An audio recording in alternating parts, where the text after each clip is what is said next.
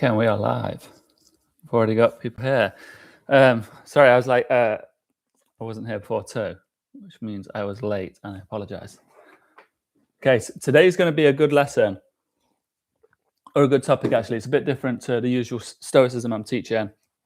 This is one of the most influential things in my life, that's really changed how I live. It's changed the way I see the world.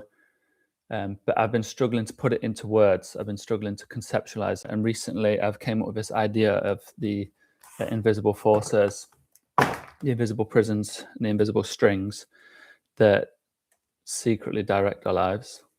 And this is going to be how we can become aware of that and how we can detach from that so that we can see what is actually in front of us already. It's more about,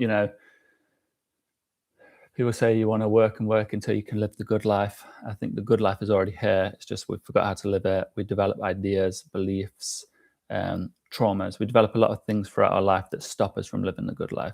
So that's what we'll be talking about.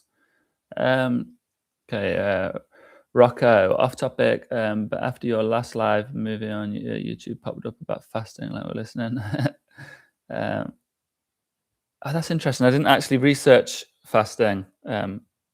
So I'm still, sorry, 1 second.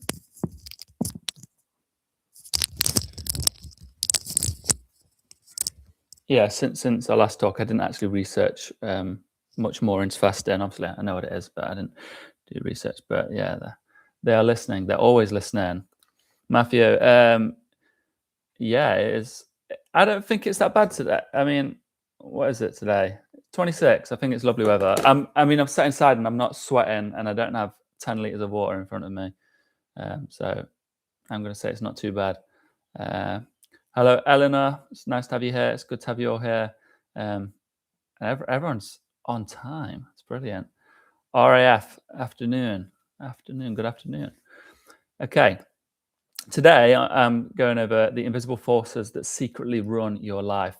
Now, this is not Stoicism. So if you're here for the usual Stoicism that I talk about, this isn't it. This is actually something I've been conceptualizing in my head for a very long time. It's something very dear to me. I haven't fully conceptualized it. So this process here, yeah, last night was a good win. And Connor, yeah, I'm glad I did not pay to see that fight.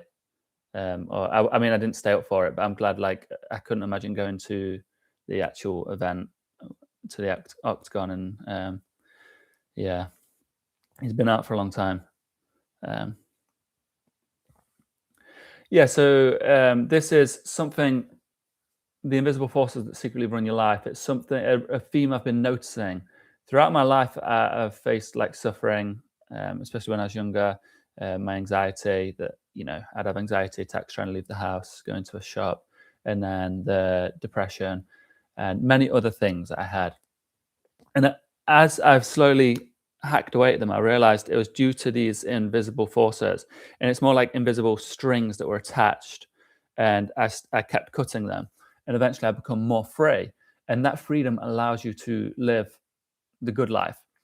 And it's kind of like what is said in the Bible: the kingdom of heaven is within you, right? And I've heard some philosophers interpret this. I think it was Eckhart Tolle interpreted this in saying that we already have heaven here. We have heaven here in the now. It's within us, but we develop all these ideas. We develop sin. We develop vices. All these kind of things that stop us from feeling that. And I'm not exactly going to talk about that, but I'm going to talk about the invisible forces that secretly run your life. Based off of personal experience, I can go through some that have ran my life and I've faced. And then I've been noticing, the more I become aware of these invisible forces, the more I can see them. And I think all it takes is that awareness to say, oh, this is running my life. But it's also running other people's lives. So at the moment, I've got a few. Maybe we'll go over like 5 of these forces that run your life, and we can shed light on them. And I think once you see them, they're no longer invisible. Now, they still will run your life until you can cut the cord. But you'll notice them. Like when you start to become aware of them, you're like, oh, they're running everyone's lives. Yeah, they run everyone's lives except for the people that finally become free of all these things, and then they're free to be themselves. They're free to live their life how they want. Um, James, it's good to have you here live. But normally I'm talking about Stoicism. Today I'm not talking about Stoicism, although I naturally talk about Stoicism anyway, so it'll probably come up. But today I'm talking about the invisible forces that secretly run your life. This is a personal thing to me that I became aware of. And once I became aware of these invisible forces, I couldn't unsee them. And then I could see them within everyone. The more you sweat and practice, the less you bleed in battle. Absolutely. Absolutely. It's better to be a warrior in the garden than a gardener at war, which is one of my favorite sayings. So what I'm going to do is I'll go over these invisible forces. I'm going to slow it down to my normal live streams because I have a lot of time today. So I don't need to get through a curriculum or anything like that. I'm just going to riff. And this, I haven't vocalized what I'm about to talk about. I haven't brought it to the surface yet, so it's only existed as thoughts in my head. So hopefully, whilst I'm putting it out there, it'll start to make more sense, and you can all start to give your thoughts, your questions, what makes sense, what doesn't make sense. And this is more of it's a test. It's a battleground for ideas, because I know within it is something so valuable that can change lives. I'm just trying to work out how to vocalize it or create a framework. So this is part of that. And we'll be talking about the invisible forces that secretly run your life. And this is from, if I'm sorry if I'm repeating myself, but this is from my own personal experience.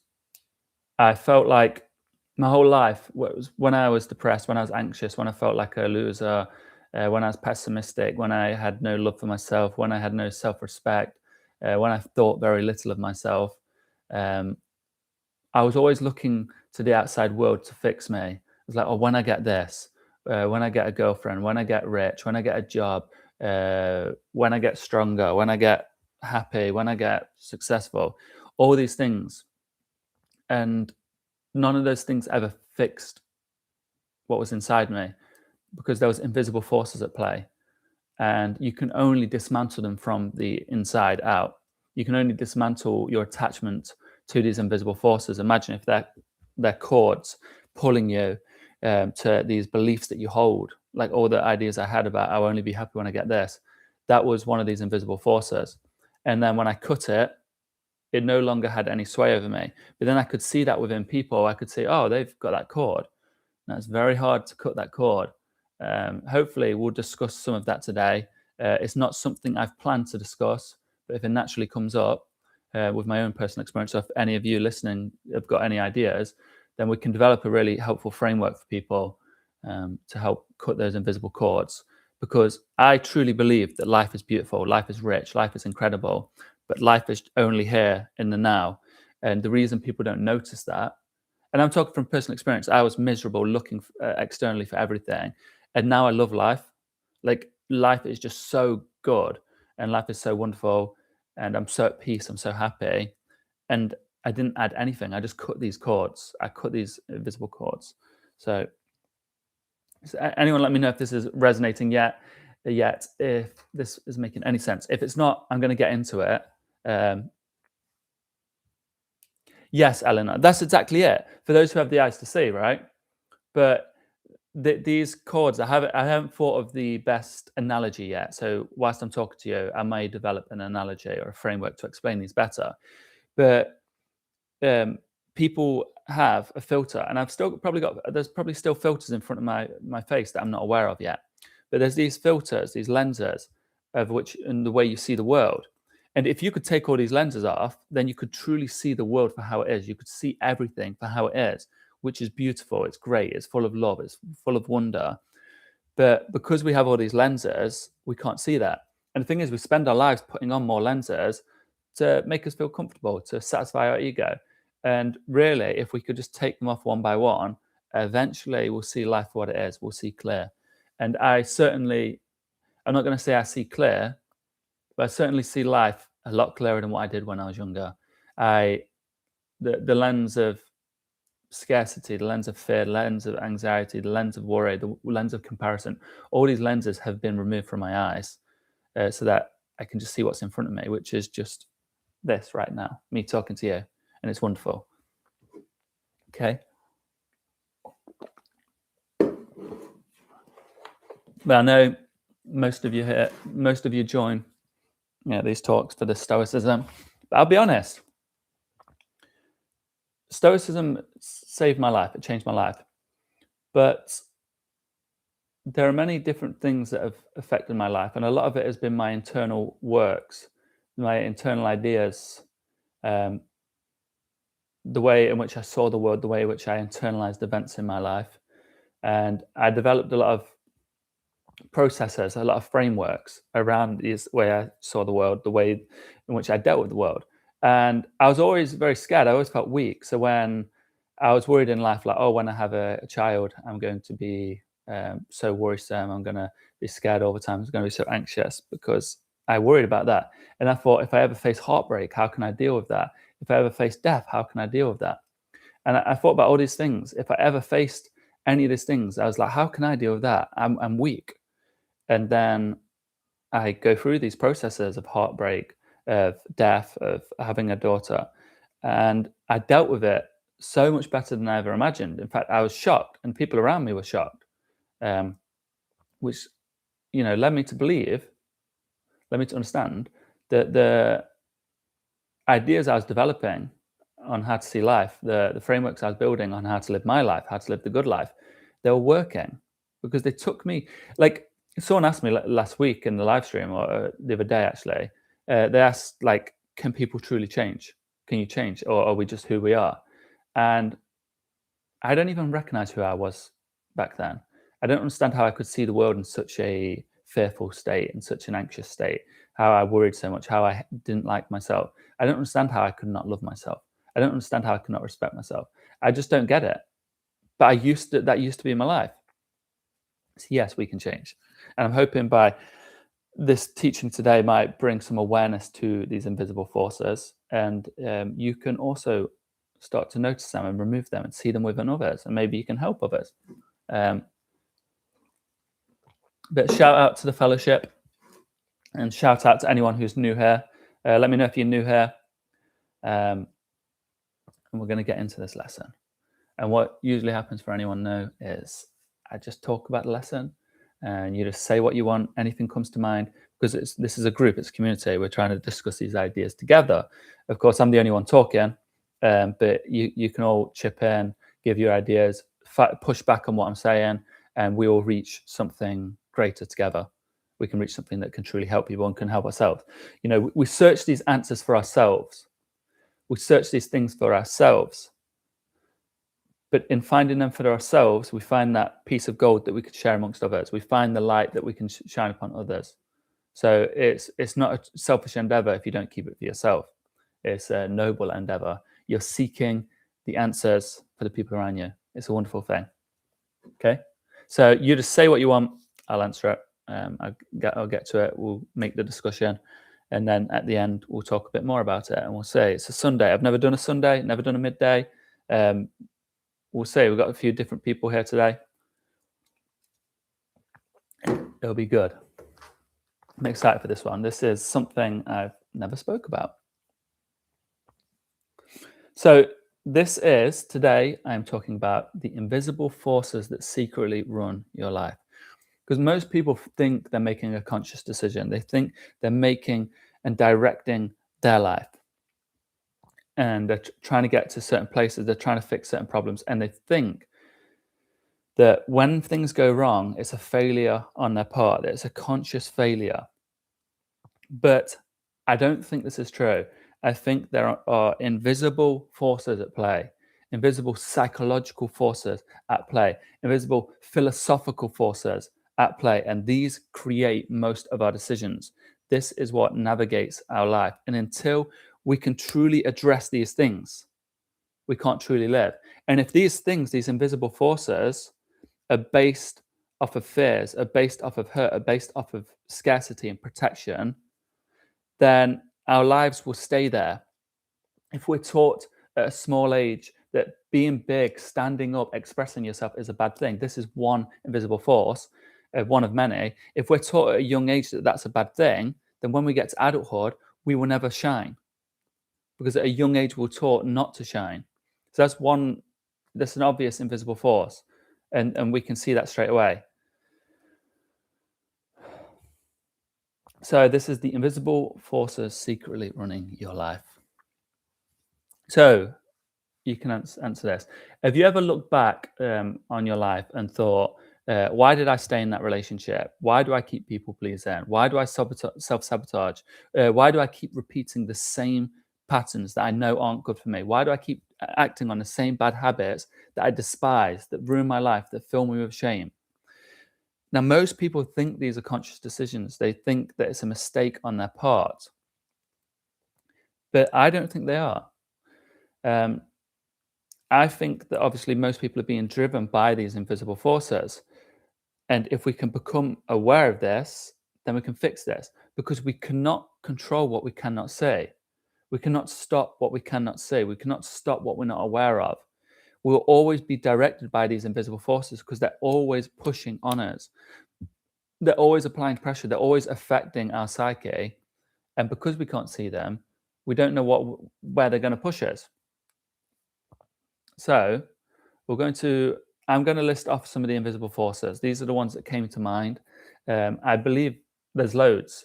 And I might start coming out of more as I'm talking, but these are just some of the obvious ones. Maybe not so obvious for you. But the thing is, they will direct your life. They'll keep you stuck in bad habits, in bad relationships. They'll keep you on doing the wrong thing. They'll have you self-sabotaging yourself. They'll have you playing it small, and you won't know why. You'll be like, how come when success comes my way, I always turn it down? How come I keep going for toxic guys? How come I keep going for toxic girls? How come I keep ruining my life? How come I keep people pleasing? Why do I keep doing these things? I don't want to do these things. But then when you become aware of it, you can finally start pushing back on it. And you can start directing it. You can choose what relationships you enter into without that invisible force pushing you. You can decide, this is my moment to shine. That invisible force won't keep me small anymore. And I'm talking from proper experience. Like, this is from my own experience. Sorry, I'm not saying I'm proper and I'm above anyone. What I mean is, I'll be speaking from my own experience a lot of the times. Like me teaching, speaking on Stoicism, writing a book on Stoicism, I've had so many opportunities, and I'm talking like years and years, because I've been doing this for 12 years, 10 years. I've had so many opportunities at, like, quote unquote success, achieving my dreams, shining, standing up and doing what I truly want to do. And year on year, I would squander them. I would resist them. I would avoid them. I would cut them down. And I couldn't understand why. I was like, why would I give up that opportunity? Why would I stop momentum when things were going right? Why would I stay where I'm not supposed to stay? And I couldn't understand it. But then I started to become aware of these invisible forces. And the fact is, if you just become aware of the concept that there's an invisible force, then you start to realize it applies to every single aspect of your life. So as I'm talking about these invisible forces, you'll start to realize your own invisible forces. And if you do, please tell me, because I'm trying to develop a framework and a better analogy than invisible forces. So far, I had invisible prisons and invisible cords. I need a better analogy. So this idea with the cords, it was like you keep cutting these cords. With the prisons, it's like the idea of unlocking them with the key and exiting them. I can't think of the best analogy yet. The idea is there's an invisible force and it runs your life. But once you become aware of these things, then you can start to unlock all these prisons. You can cut all these cords. And until you do so, you won't be free. And I'm telling you, when you start to become aware, it'll become so obvious. You'll see it within other people. You'll be like, that's why they do this. That's just, they're not addressing the problem. It's just the invisible force is pushing them that way, whatever it is. So yeah, chip in with your own ideas, because we're developing this idea together. I want to build a framework that people can use, and they can go, what invisible force is directing my life? Okay, it's this. And then you work it down until you're completely free. When you're free, well, beautiful things happen. So the first one is that this concept: you do not see reality; you see the story. It's a good thing that the two brothers. There's two brothers. These young boys. They're eight. They're twins actually. 8 years old, and they've got this alcoholic father who's abusive. You know, and he would get home. He would abuse them. He would beat their mom. He would shout obscenities, and he would drink until he passes out. And he did this for many years as the boys went through school. And eventually, the father passes away. The boys now in their mid 20s, and one of them is slowly doing like becoming an alcoholic like his father, and he's going down the wrong path. And he meets a vulnerable woman. He has kids with her, and he becomes kind of like his dad. It's kind of like a tragic tale, really. It becomes just like his dad. He repeats the pattern, and he's abusive and he's horrible. And then the other brother actually goes on to start a company that helps lots of people in need, helps single mums. It's a really good company. It's really rich, really successful. Does a lot of charity work. And anyway, one day, part of this project, the boys, the men, now the men, they're being interviewed and they're being asked about their childhood because they're together. It's this project about twins, and they're being asked like, so how was your childhood? And they both told about the childhood, how awful it was that their dad beat them.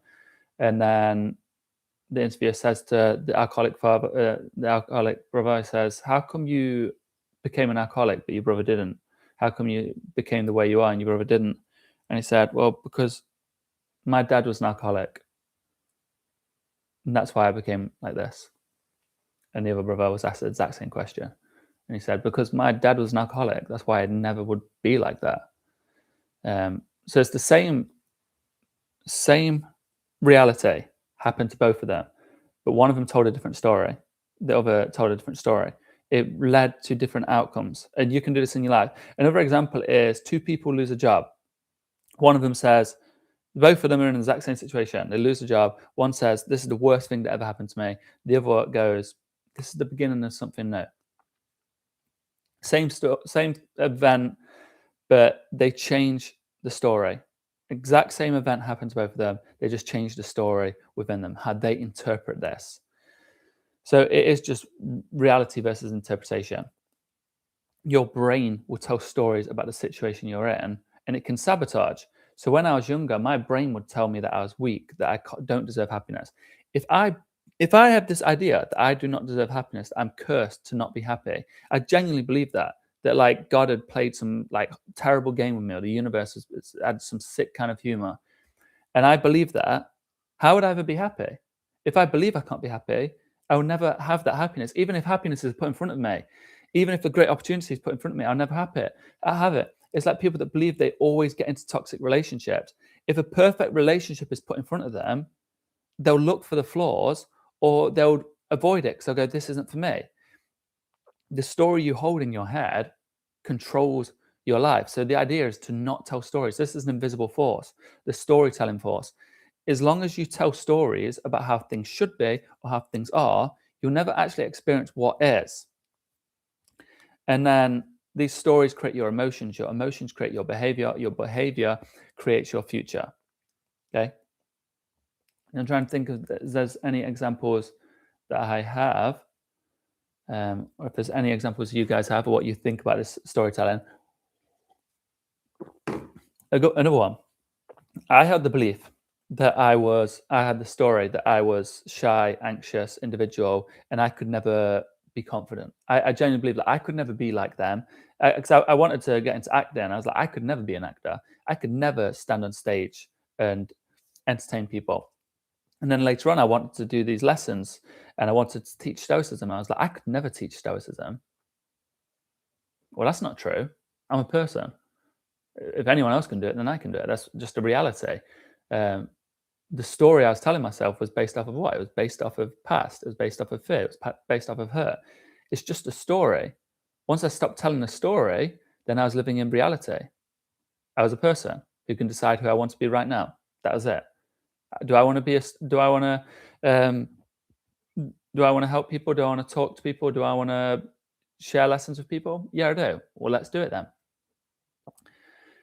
So you think, what stories are you telling yourself right now that might not actually be true? Actually think about that.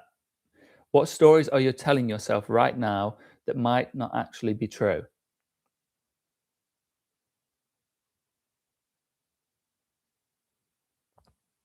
Uh, yeah, the trauma bond I see here with the one of the brothers, and then the other one cut that cord to end the toxic pattern. Yeah, it's like one of them actively held on to the identity that he was the son of an alcoholic and he's going to become an alcoholic like him. And it's not just like one decision. He held that story that he's going to end up like his father. So every decision he makes for the next 20 years will based off of that. So he's like, oh, of course I'm going to drink, just like my dad. Of course. Oh, what? I shouted at my wife. Yeah, well, my dad did it. Oh, what? I shouted at my kids. Oh, my dad did it. And then you carry on that story where the other brother was like, I don't want to be like my dad. Oh, do I need a drink? No, my dad just drink. I'm not going to drink like my dad. I'm not going to do it. Yeah, like yeah, it was programming his brain bit by bit. Um, so another one is thoughts are not commands. So I had this belief that if I have a thought, then it's true. But what if that thought is just a suggestion? That every anxious thought is simply just asking you, would you like to worry about this? It's not a command. It's not saying worry, worry, worry, worry. It's going, is this something to worry about? And you don't have to accept that invitation. So if you get that anxious thought, I'm going to fail, you don't have to take that on as an identity. You don't have to take it on as a truth, going, I'm going to fail, I'm going to fail, I'm going to fail. You go, it's just a thought. It's a little prompt to go, is this something I should worry about? Oh, maybe it is something to worry about. Maybe I could fail. Maybe I could embarrass myself, but I'm still going to face it. Who cares? I might fail. Who cares? I'm going to try. The narrative I'm going to develop is, yeah, I could fail, but I'm still going to try. Whereas a lot of us, I was certainly taking these things for commands. So I always had the one of, they don't like me. What if they don't like me? What if? And this became my identity. This became my identity. Uh, okay. Yeah. Sorry, I was just reading the chat. I'm not trying to repeat myself, but I'm trying to articulate these things so they make sense. Because, yeah, we'll say. Where was I? Yes, I always had this belief that what if they don't like me? So every situation I went into, I felt unlikable, and then I was trying to people please in order to not be disliked, and that created my behaviors, which created my life of being this person who's always anxious about if people like me. But I can just get the prompt of what if they don't like me? Well, I'll just be myself. There's not like you just respond to it. I'll just be myself and get on with it. Who knows? If they don't like me, they don't like me. That's up to them. That's their problem, I suppose. Um, and another one, what if it goes wrong? It could go wrong. Life goes wrong. We do not control life. It's just a prompt for you to deal with. That's all it is. It's not a prompt for you to hold on to and become a command of what if it goes wrong? Oh, let's not do it. It's not commanding you to like. Many of us get told these things. What if they don't like me? Then we run from it. We avoid it. It's just a prompt. It's just a thought. What if they don't like you? We'll figure that out as we go along. But let's actually figure it out rather than run from it our whole lives and wonder what would have happened. Um, it's like I always had all these thoughts of what if they don't like me? What if I fail? Um, what if it goes wrong? What if I embarrass myself? And that became my life. So if a thought came up, it was more of a command saying, don't do that. What if they don't like you? Don't do it. Don't do it. What if you embarrass yourself? Don't do it. What if you embarrass yourself? What if you fail? Don't do it. And this led to me, again, self sabotaging, playing it small. Because if I had any plan I wanted to do, any dream I wanted to live, any person I wanted to spend my time with, spend my life with, any love interest, any friendship interest, anything, my brain would say, what if they don't like you? And then that was like it commanding me to stay away from it. Oh yeah, what if they don't like me? I better stay away from that. What if? What if? It's just a thought. What if? If someone else said it to you, you might just go, if someone else says, what if you fail? Go, well, I'm going to try. But when you say it to yourself, it becomes a command. So don't let it be a command.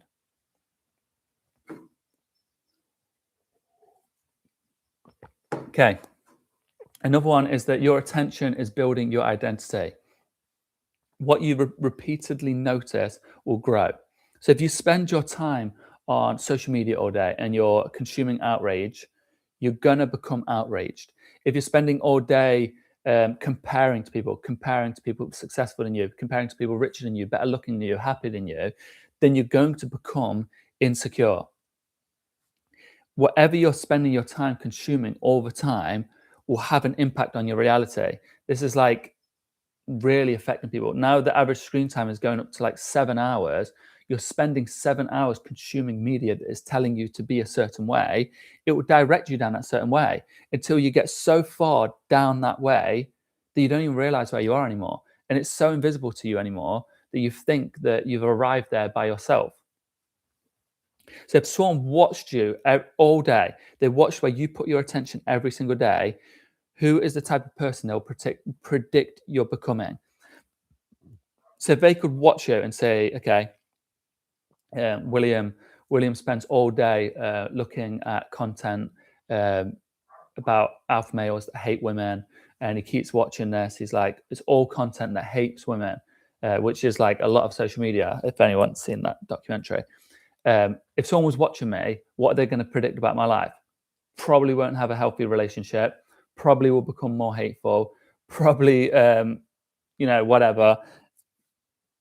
That's the way it's going to go.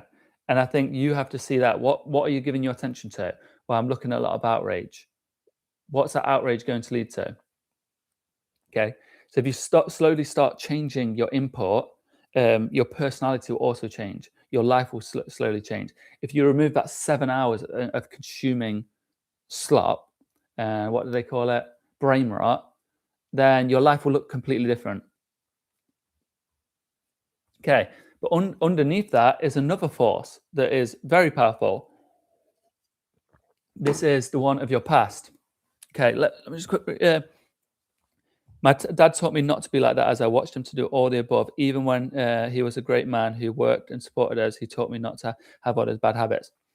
Yes, Rocker. I think I said this the other day. Is a quote from Tony Robbins that the only shortcut in life is a good mentor, and I do stand by that. If you have a good mentor, they can teach you what to do, what not to do. So it sounds like a good example. Well, if we flip the script, then probably can become unstoppable. Yeah, I mean, when you truly live in the now, when you truly see life without these lenses, when you can see clearly, you are unstoppable. There's nothing standing in your way. Okay, so the other one is that your past is still making decisions. So I read a lot of Jung, and I learned a lot from Jung. So everyone always says, what do you recommend besides the Stoics? I recommend Carl Jung. There's a lot going on there, but you can start with like some lectures or some short videos online, or Man and His Symbols, which is a beautiful book. I read it a few years ago and it changed my life. So I really recommend him. If you ever get a break from the Stoics or whatever you're delving into, I recommend Carl Jung. Okay. So most people think that they're choosing. Most people think that they're choosing the relationship, they're choosing the job, they're choosing the direction, they're choosing their actions, they're choosing the habits. They think all of this, but often they're just repeating.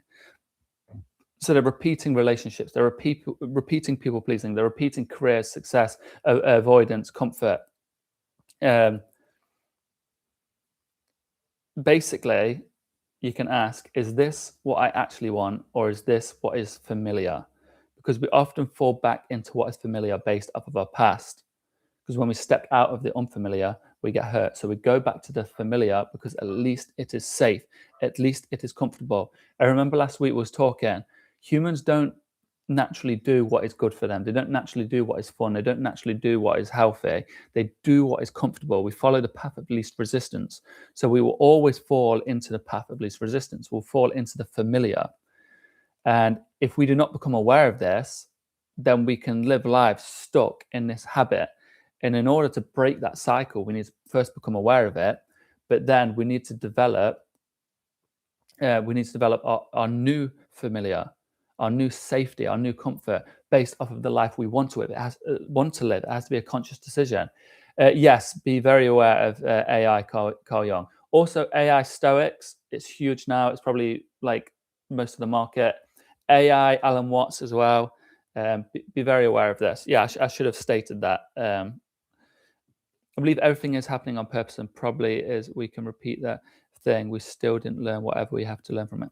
Yeah, I do believe that our subconscious is seeking lessons from the world.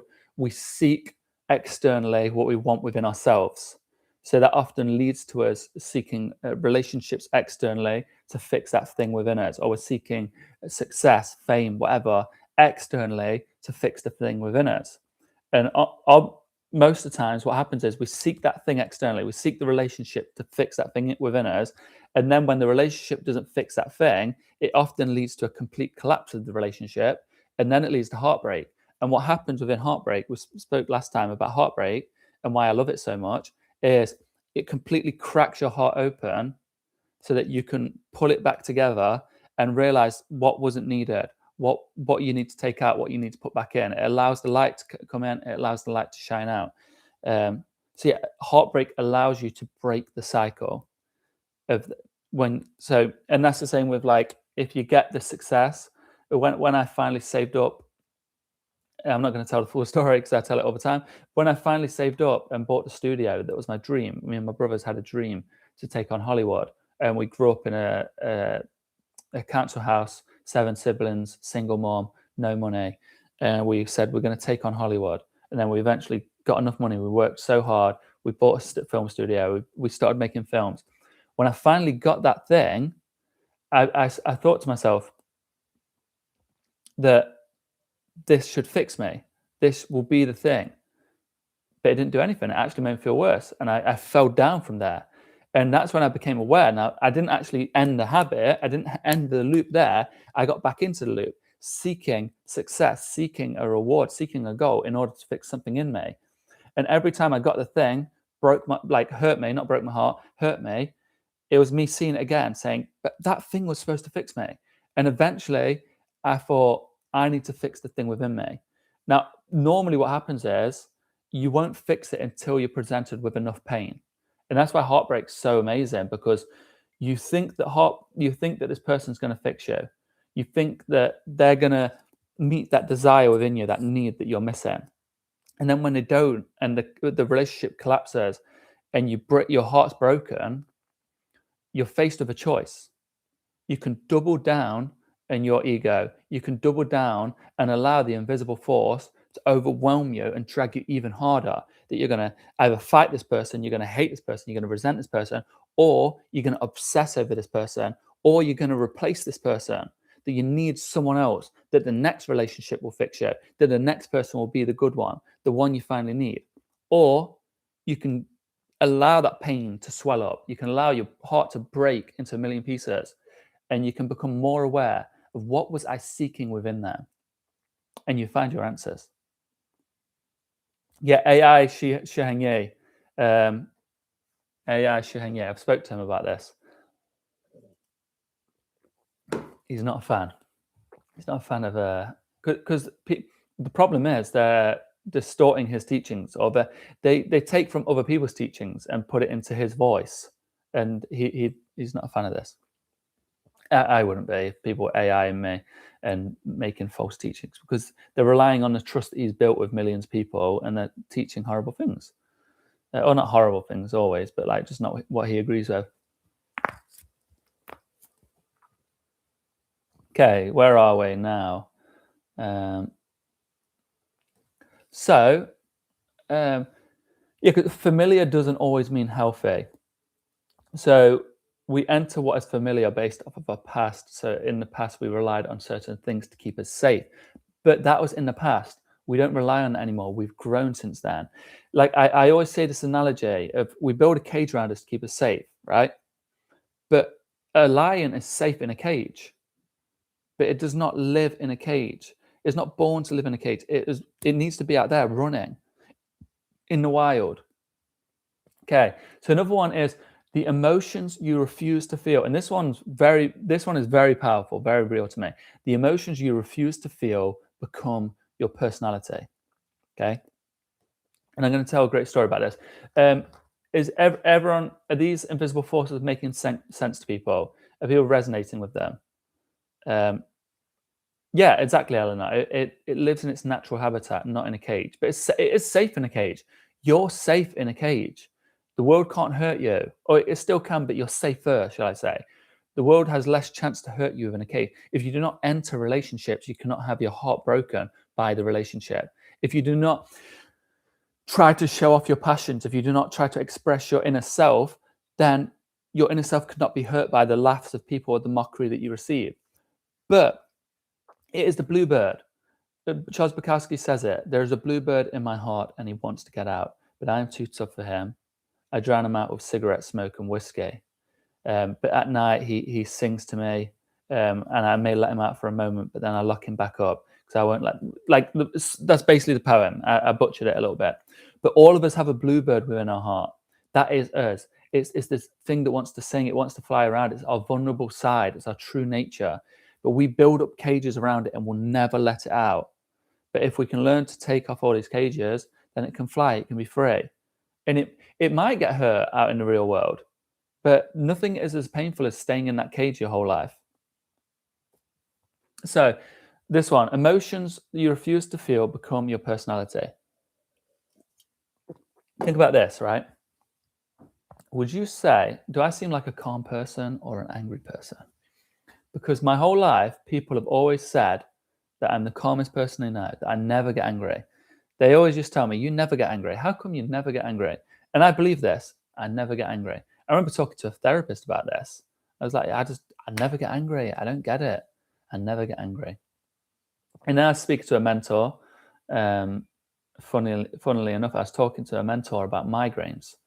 And she said to me, she was like, I'll fix those migraines.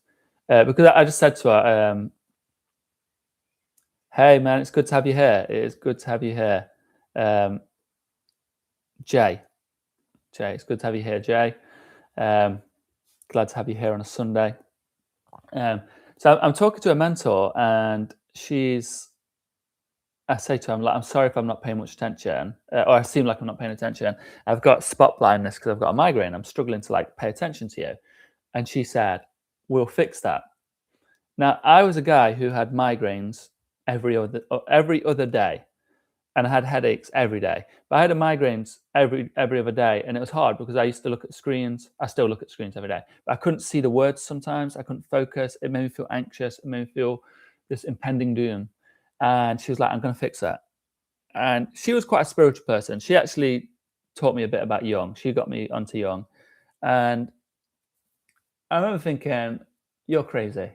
I literally remember thinking in my head, you're crazy, but I trust you. But whatever, you're crazy. And I started talking to her and stuff. And then she asks about my emotions. And I didn't really understand my emotions because I never learned how to. But she asked about anger. I was like, I don't get angry. And she was like, yeah, yes, you do. You get angry. You're just suppressing it and you're bottling it up. And I remember a quote she said to me that I still remember to this day. She said, if you do not face the battle outside, you start a war within. So this anger was there, and it was supposed to be there for me to set boundaries, for me to direct, to me to be, what's the word? To stand up for myself, to be assertive. That's what anger was there for. But I suppressed it. So I started a war within. And that's what was causing me the migraines. But it was leading to a lot of other things. And this might sound a bit, I never believe in this stuff. She cured me of migraines within a few days of speaking. Actually cured me. I don't get migraines anymore. And it's been 4 years, 5 years.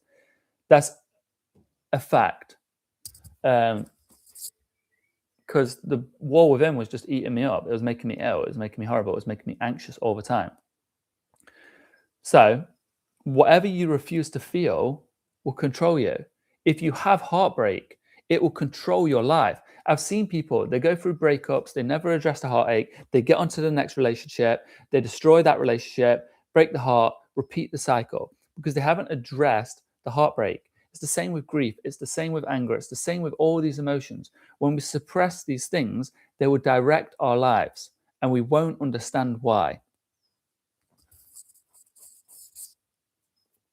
Because suppressed emotions do not disappear. They have to go through their natural process. They're there for a reason. They go through a process. You feel anger because someone has overstepped your boundary. It gives you the confidence. It gives you the bravery. It gives you the passion to say, hey, this is my boundary. Do not overstep it. Whatever it is. Or to stand up for your family, to stand up for whatever. It is there. And then when you don't do it, you just push it down. You push it down. You push it down.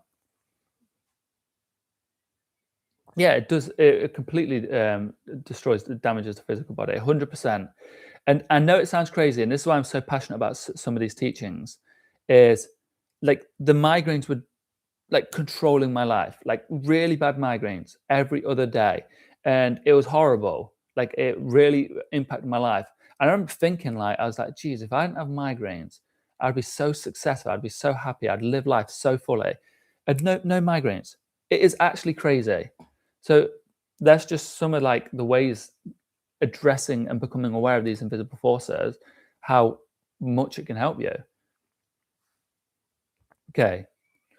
Another one is that your identity is addicted to being the same. So most people do not protect their peace. They do not protect their happiness. They protect their identity with beliefs. I'm anxious. I'm shy. I'm broken. I'm the responsible one. I'm the victim. All of these things, these beliefs you have about your identity will keep you stuck in that identity. I don't know why we do it. I held on to these identities. I held on to the identity that I could never be happy. And guess what? I never was happy. As long as I held that belief, that identity, I'm William, I'm never happy, I would never be happy. Until I held the identity that I'm shy and anxious, then I'll do things that a shy and anxious person does. But one day I changed it. Simple. So think now to all the identities that you hold. Maybe you're the responsible one. Maybe you're the one that has to look out for everyone. Maybe you're the one that has to carry all the weight for everyone. Maybe you're the sad one. Maybe you're the shy one. Maybe you're the really outgoing one, which sometimes can be a detriment. Maybe you're the one that's always lending help to people. Maybe you're the one that's anxious. Maybe whatever it is. Maybe you're the one that never takes risks. Maybe you're the risky one. Whatever it is. And you don't want to hold on to that because some of them are valuable in a way. Being proactive is valuable. That identity, I fixed it with one simple question. It didn't fix it overnight, but it's just a way to address it. I am who I decide to be right now. And that's it. So when I was anxious, I am a person that's deciding to do this thing regardless of how they currently feel. I am deciding who I want to be regardless of how I feel. Because I want to teach these things. I want to be able to talk to people. I want to be able to stand on stage. If I want to do it, I'm going to do it. I don't have to be defined by a story I told myself. I don't have to be defined by my identity. And I think it's crazy. The power of identity.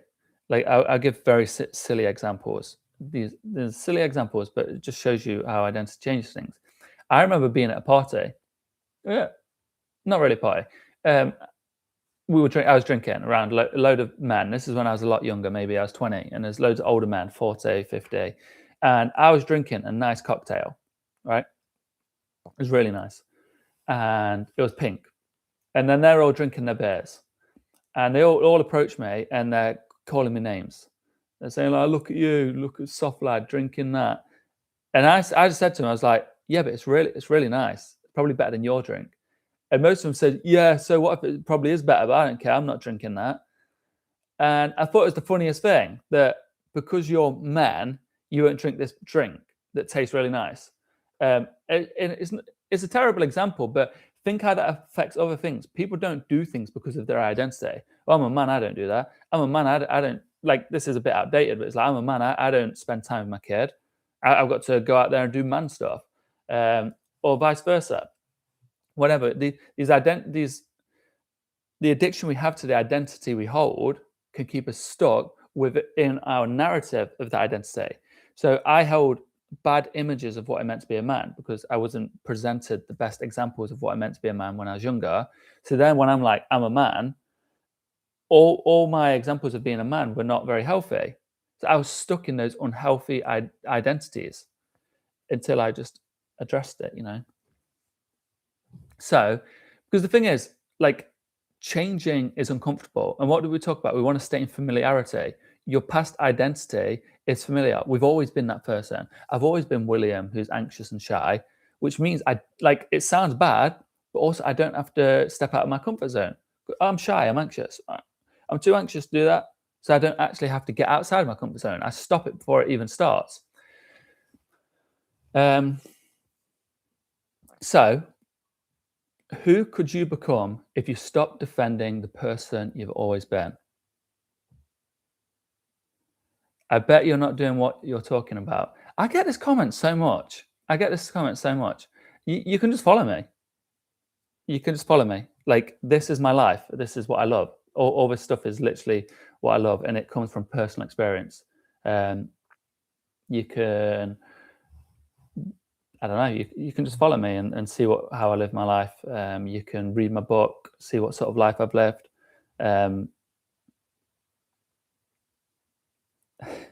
Yeah, I get that comment a lot. I don't know why, but it's good because it just gives me more passion to prove that I live this sort of life, because the things I'm teaching really work.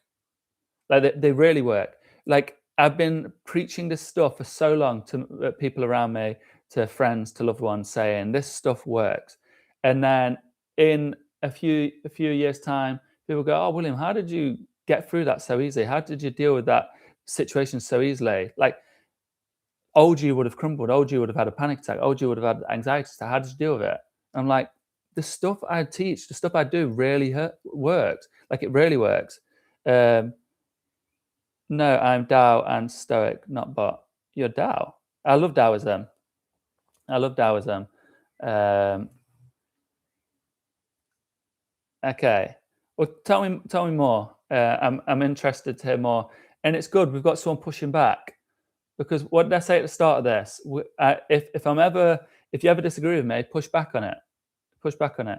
As long as it's respectful, we'll reach an understanding that's better. We'll reach a better understanding. So I welcome pushback, and these comments always just inspire me. I'm like, if people believe I don't live what I teach, then I'm clearly not proving it enough.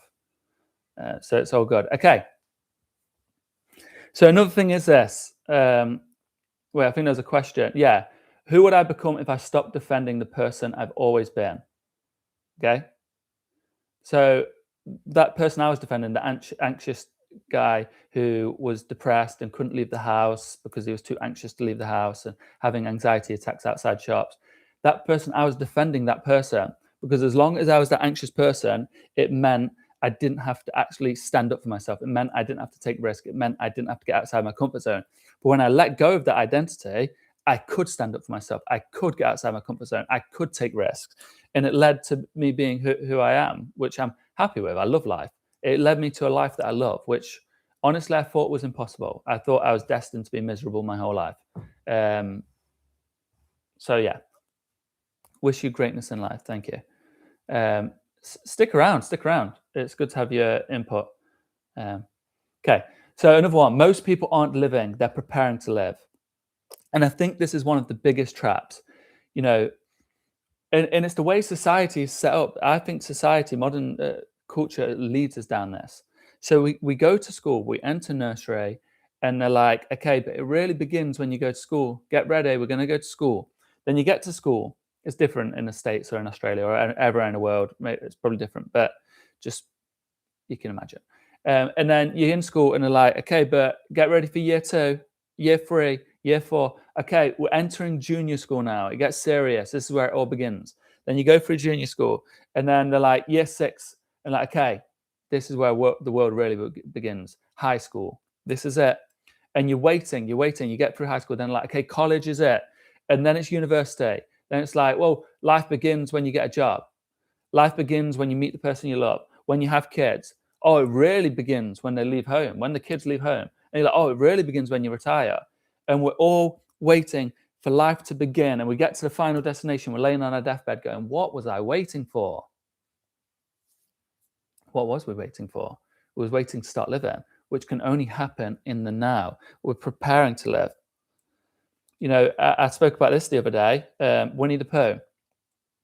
Winnie the Pooh goes to Piglet and was saying to Piglet, it's like, let's go around the 100-acre wood to everyone, spend time with everyone, tell everyone how much we love them. And Piglet's anxious because Piglet's always anxious. And Piglet's like, but why, Pooh? Why would we do that? What's today? What's so special about today? Why are we going to go around the 100-acre wood to everyone? Like, what's the point? And Pooh says, because it's Thursday. And we'll wish everyone a happy Thursday. We wait for a birthday, we wait for a new year, we wait to graduate, we wait to have kids, we wait to get married, we wait and we wait and we wait until we're dead. But why can't we just start now? Because we think when I'm ready, when I've healed, when I'm confident, when I'm enough, then we can live, then we can start. And I always thought this, like, I always wanted to teach Stoicism like this. I always wanted to. And like, even with these live streams, a good example is these live streams, actually.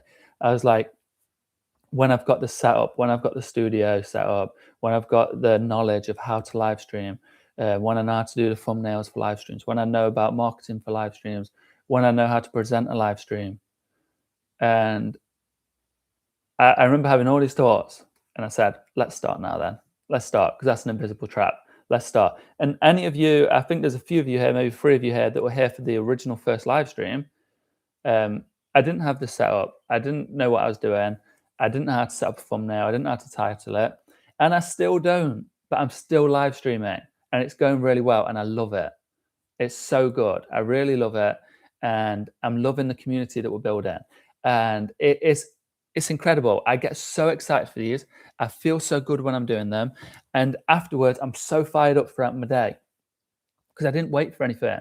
And yeah, the setup could be a bit better. I could learn how to do these thumbnails and how to market them better, because then I'd get more viewers. I could learn all that, but I'm just doing it. I can figure out that on the way if I want to. I can fix the sound quality eventually when I want to, but I'll do it now, and then I can address it. And some beautiful things are happening. I'm seeing some of you going over to Instagram that are in the fellowship, that are here, and I'm seeing you helping people. I've seen you, Eleanor, helping people, and it's amazing to see, because it's proof that what I'm talking about works, that it really works, that there's some good in this world, firstly, and it's worth fighting for, but we can be the good we wish to see in the world. We can change lives, and we can. The analogy I'm going to use, and I won't use it. But the old person, the story of the old person. I know if you heard before, you know exactly what I mean by that. And the analogy of the pebble, the Monkey King. I won't bore you with it today. Okay.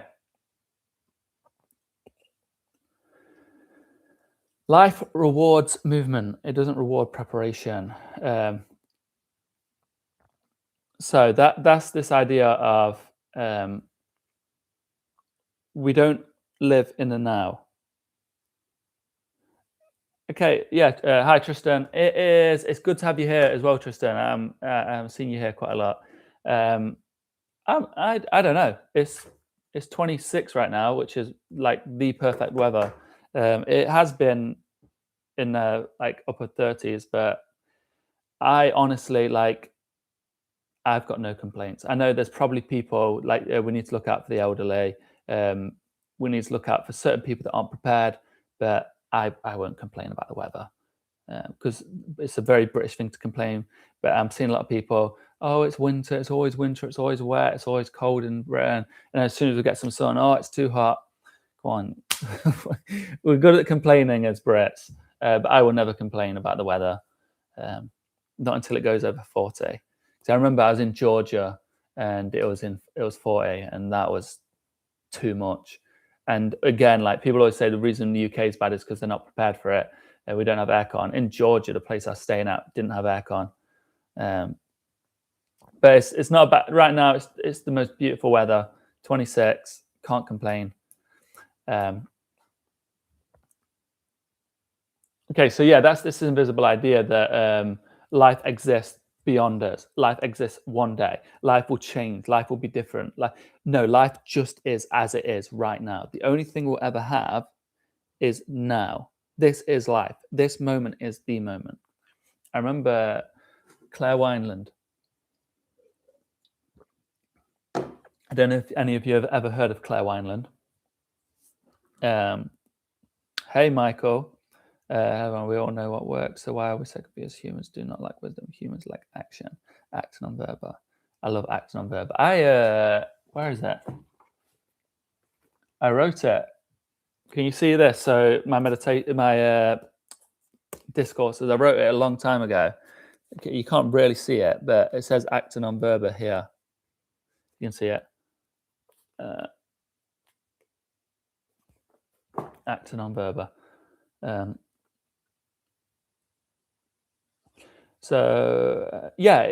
that's the thing is we do know what works, but unfortunately there is these invisible forces that I've been talking about that direct our lives, and we're not aware of them. So hopefully, if we shed light on them, and that's what I figured out, if I could just be aware of these forces, then they no longer direct my life without opposition. They'll still try direct my life, but at least I have the awareness and the opposition to say, whoa, whoa, whoa. I don't want this sort of relationship. I don't want this sort of friendship. I don't want this sort of life. I don't want to behave like that anymore. I want to be different.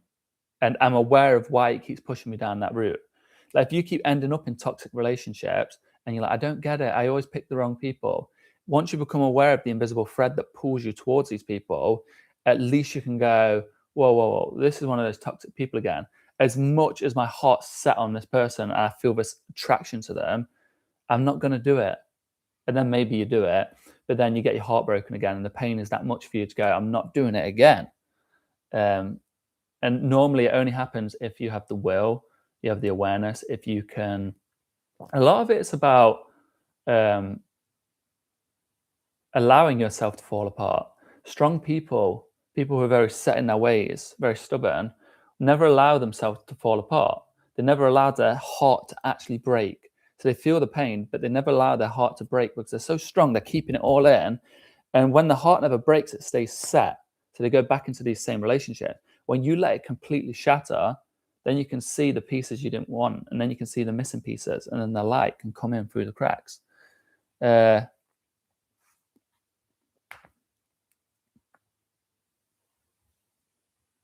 the invisible forces are also strong. Yes, totally agree with you. These things really work. Yeah, and it's about becoming aware of them. Are these forces the distractions that we surround ourselves with, so they are within our power? That's one of the forces. There's many, and I'm not going to talk about them all today. I'm still trying to. I want to catalog them all to develop a framework for us to work through, that anyone can work through, and be aware of each invisible force that runs our life, and then we can address them and hopefully remove ourselves from that. We can become untethered. Essentially, nearly all of them are within our power. Nearly all of it, not every single one. There's some, like I was talking about trauma, but many of them are related to the lens in which we see the world. So it's not about fixing the thing. You know, if you hold the belief, I need, like a lot of men hold that belief, I need that woman to be complete. I need that woman so I can feel happy. Or women hold that belief, I need that man to be finally at peace. You don't need to get the man to fix the idea. You don't need the woman to fix that thing. You need to change your perspective to remove the concept that I need them to be happy. So that's like one invisible force. So most of it's about perspective. Okay, so that's what I'm going to do. I'm just going to say the last thing of this lesson that I've got wrote down, and then we can discuss them. The only force that changes everything is choice. It's not motivation, it's not confidence, it's not personality, it is choice. Identity follows action. And that's what one of you just spoke about, talked about action, acting on verba. Yes, it is all about that choice. So ask yourself, who am I choosing to become today? Not how I feel, but who am I choosing to become today? So when my identity was built off of anxiety, and I said, I'm anxious, I feel so anxious, I can't do that, I feel so anxious. I can still make the choice regardless of how I feel. I can say, I want to teach Stoicism. I want to get on stage and talk to people. I want to make new friends. I want to go down this endeavor. I want to do this. I don't care how I feel. I want to. So I'll make the choice to do it. And maybe it'll go wrong. But I do it again and maybe it goes wrong. But every time I improve, small steps daily go great distance. So ask yourself, what's the invisible force that is secretly running your life? Because awareness will lead to freedom. It is the beginning of freedom. So these invisible forces can be fear, validation, comfort, perfectionism, control, shame. It can be all the things we've talked about. The idea that life begins tomorrow, the idea that you're stuck in your identity, the emotions that you're refusing to feel, your past, where you put your attention. These are all these invisible forces. I want to catalog them, but they will control your life. They will navigate your life. They will direct your life. Sorry. Okay. So that's all I had written today about the invisible forces. But we can discuss them more. I'm going to talk about them more.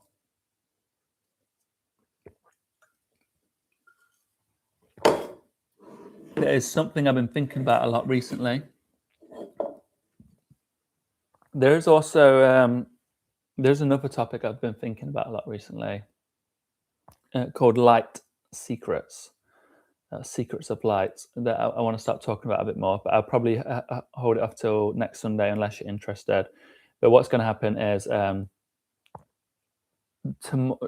Tuesday morning I'll be talking about Stoicism, and then Wednesday will be unprepared.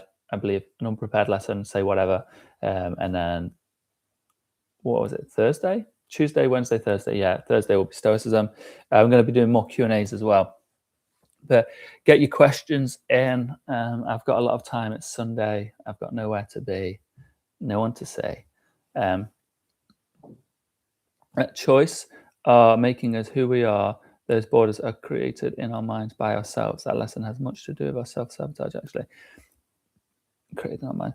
Yeah, we create all of this. We drive our life with the ideas we build up about life. And most of it is built up from the past, is built up from hurt, is built up from pain and shame. So if I go to a lot of mine, my anxiety was built off this idea that I was small, I was not worthy to share my thoughts, that people don't like me. So I lived this life of people pleasing, but I stayed small within that. And I created this cage around myself that I lived in that kept me small, that I'm not the type of person that stands up and shares his ideas. I'm not the type of person that leads. I'm not the type of person that helps people, because that's not who I believed I was. So I stayed small. And until I dismantled that, I can tell you all about people pleasing. It's okay. That's something that's huge to me. It's something I really, the whole process I had of going from the biggest people pleaser to being not caring about people pleasing, I catalogued it in my mind because it was later on in life when I became aware of it. Okay, so I'll go through that. So how I stop people pleasing? I'll first start with my life revolved around people pleasing, and I wasn't aware of this until I was maybe mid-20s. I didn't even know I was people pleasing, but it meant that I did not even understand what I liked. I didn't even know who I was, what I liked, what I wanted, because every situation I went in, my thought wasn't, how can I have fun? How can I enjoy this? How can I make friends? How can I succeed? My only thought was, how can I make it so people like me? So when I'm led with a decision, it wasn't based off of what I wanted. It was what pleases everyone around me, which was normally just pandering. Oh, whatever you like, whatever you want to do. I'll do this if you want to do this. I'll eat this if you want to eat this. Oh yeah, we can listen to this music. We can go here on holiday. I didn't even know who I was. And I get to my mid-20s and I don't even know what I like. Don't even know what I want to do. Like people, I remember I started therapist started therapy, and I was talking to her about this. And she was like, but what do you want to do? And I was like, I just want people to be happy. And then she was like, no, that's not what you want. like, that's not what you want to do. Like, what do you actually want to do? And I was like, I just want to make people happy. And that's when I realized, I was like, I don't even know who I am. I don't even know what I want to do. And it led me to being such a shell of who I could be. It led me to just not being myself. And you know what really hurt when I got to the stage, because I used to think I'm such a good person, I'm always nice, I'm always this. I wasn't. I was manipulative because I was being friends with people I didn't even want to be friends with. I didn't really like them, but I was impulsed to do it. I felt safe being nice to people. So like I was making friendships with people because it kept me safe, not because I liked them. Like it's very, very manipulative. And that was one of the hardest things to accept for myself, that I wasn't being a good person. I was just being nice. And being nice isn't being good. So how I stopped it was, and it's not hard. Um, and I tried everything, but this is the one that sat with me, is be playful. As Alan Watts says, we struggle so much because we take seriously what the gods made for fun. Mike Tyson, Dukka Lobsang said it. They said, we take life so seriously, but it's just a joke. So have fun with it. And I'll tell you, and this actually works. I tried everything and I studied everything. This actually worked. Have fun with not people pleasing. And that sounds weird. And I'll tell you exactly where it started with me. Going out for food. Going to the shops and picking food. I didn't even know what I wanted. And normally I just get what's less convenient, more convenient for the other people.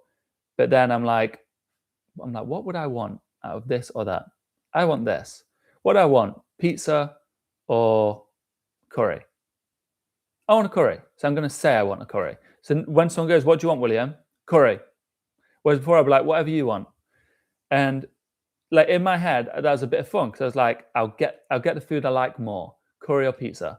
And then I started doing this a lot. Hey, Shanna, it's good to have you here. It's good to have you here. So I was having a little bit of fun with this. And then you can step it up a little bit. When people say, oh, do you want to go to my party tomorrow? And I would always have to say yes. And it would lead to this anxiety where I'm like, I really don't want to go.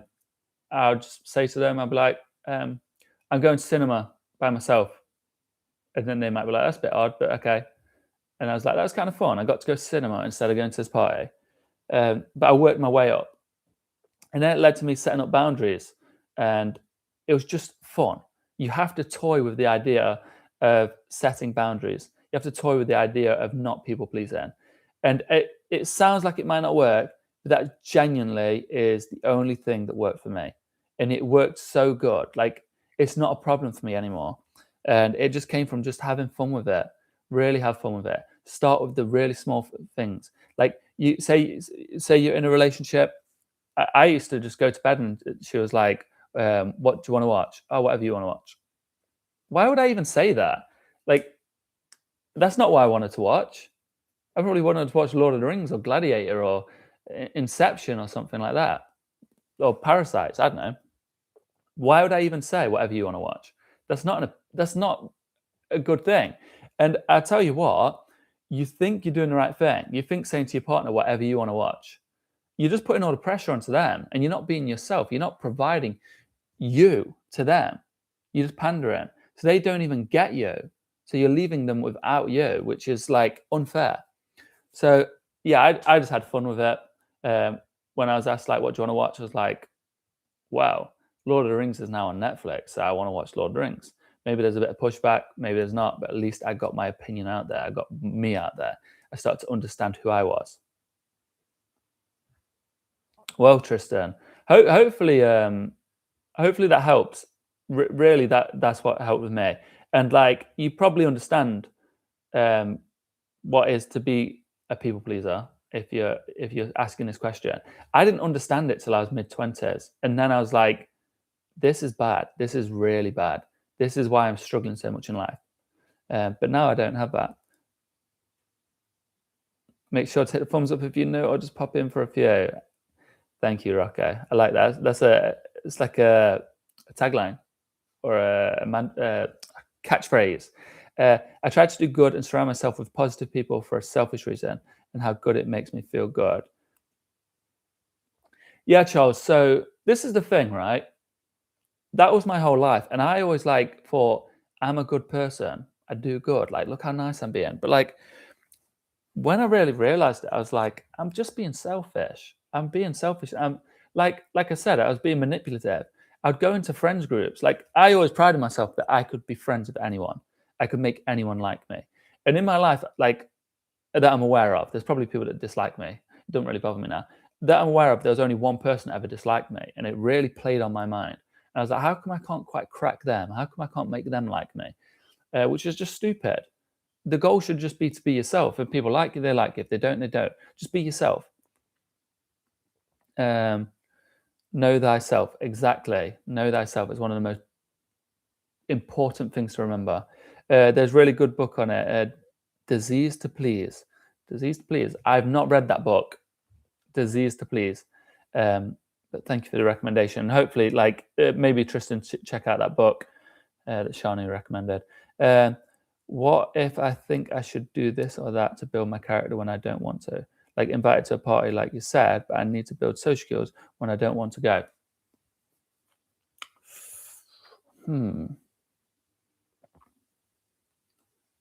Okay, this is a tough one because I went through that same phase and I forced myself into socializing because of social anxiety. So I did face social situations head on, but that is not you pleasing.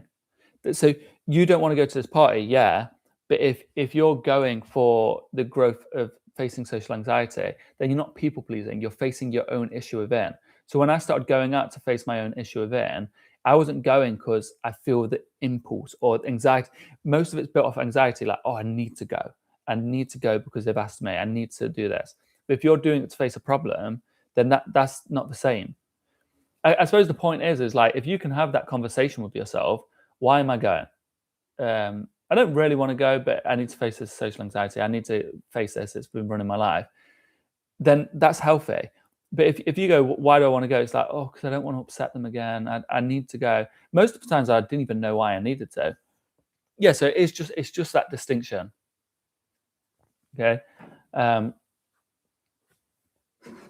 But people pleasing is it's tricky. It's tricky. But hopefully just the awareness, the idea that we're talking about, these invisible forces, these invisible prisons, these invisible threats, just being aware of them, that they're there, that's how we face them.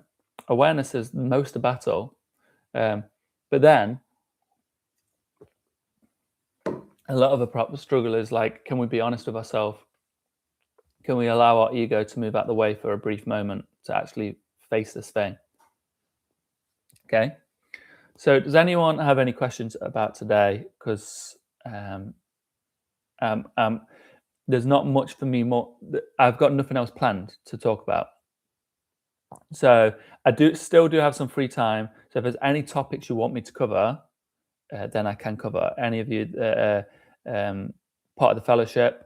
If you have any questions, anyone that's not part of the fellowship has any questions, any topics you want me to cover, because I do have a bit of free time and I have nothing on my plate. There is nothing set up. There's no curriculum. There's nothing.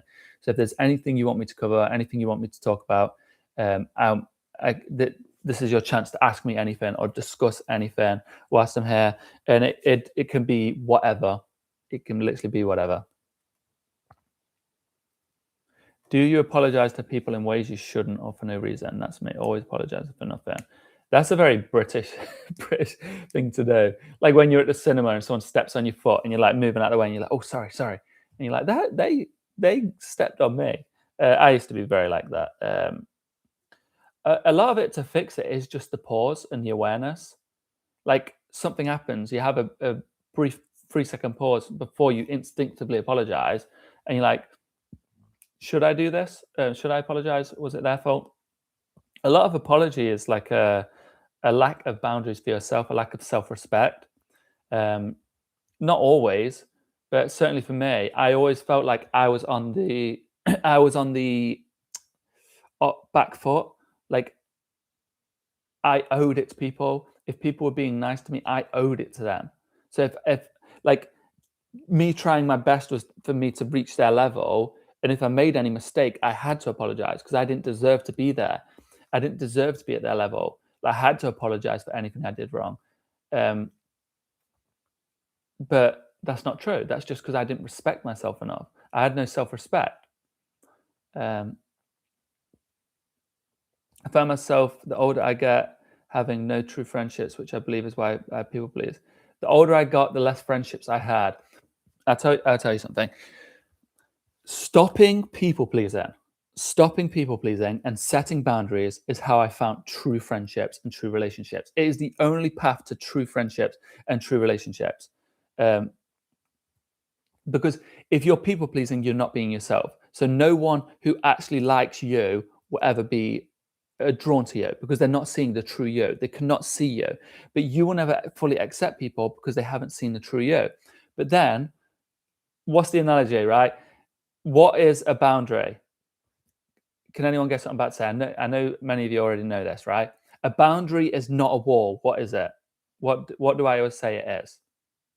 Because I used to think setting up a boundary is a wall, but it's not a wall. I'll give you a second. Anyone can answer that. What is a boundary? But yeah, when I stopped people pleasing, when I set up boundaries, that is when I truly made real friendships. Eleanor got it. So Tristan, I'll explain this, right? A boundary is not a wall. You're not putting a wall to block the world out. You're putting up a door. And that door is for you to be able to open up and let who you want in. But the miraculous thing is, the amazing thing is, I notice when I put that door up, the people that truly love you, the people that truly want to be in your life, they'll come to the door and they'll knock. And then you can open it up and let them in. It just means not anyone can have your peace of mind. You let who you want to let in, and who wants to come to your door and meet you will meet you.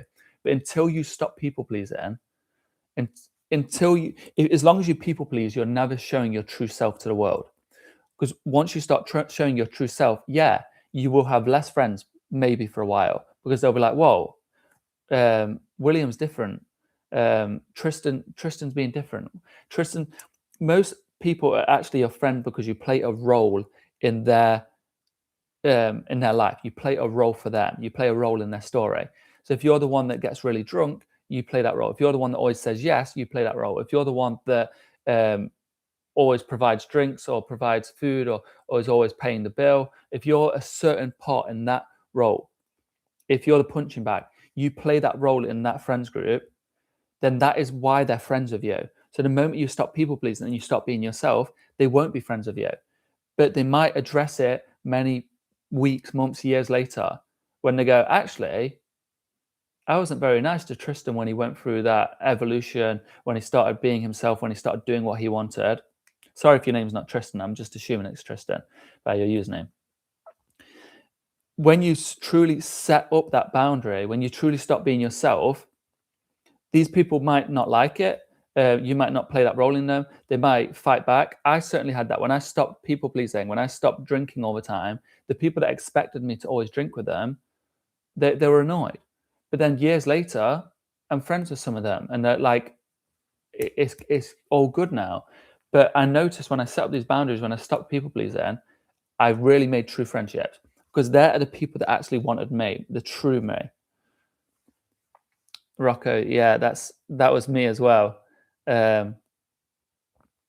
True friendship is trust. Jay, I'm trying to remember that. Jay, I believe true friendship for me is trust and reliability. Yeah, hell yeah.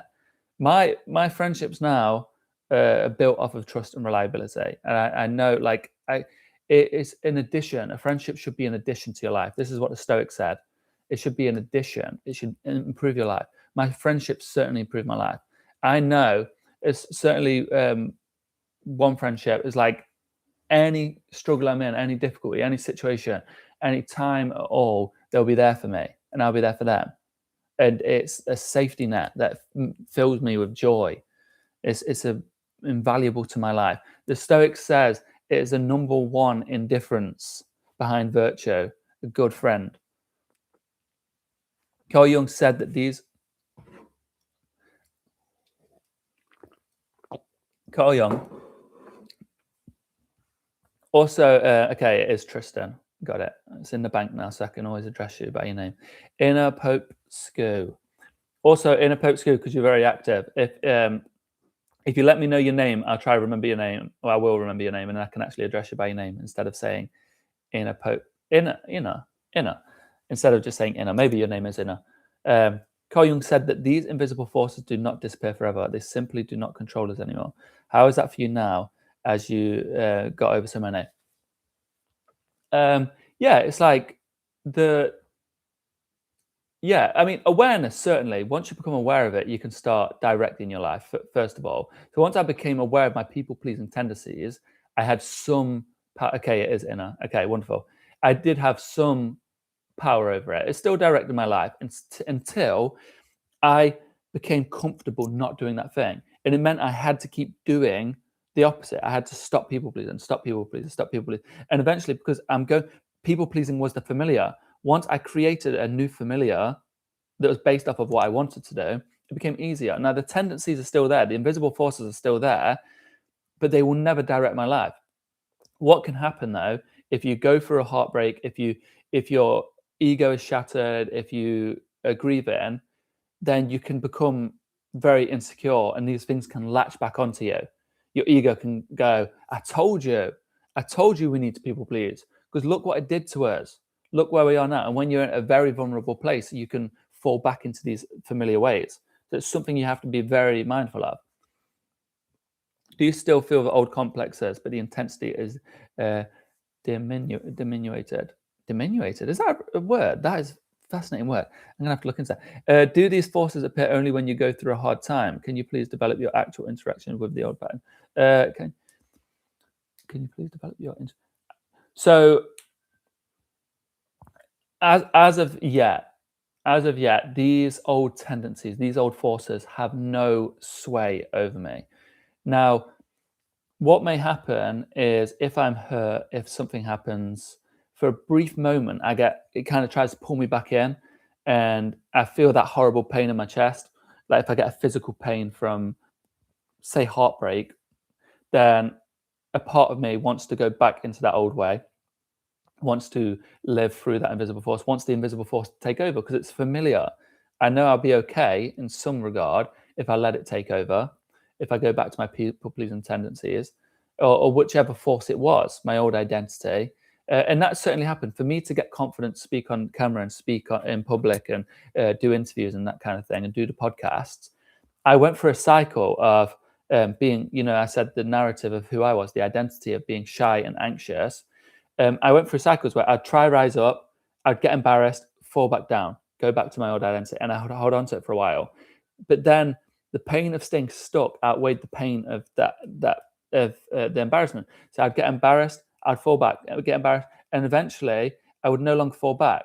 And that is what we can do.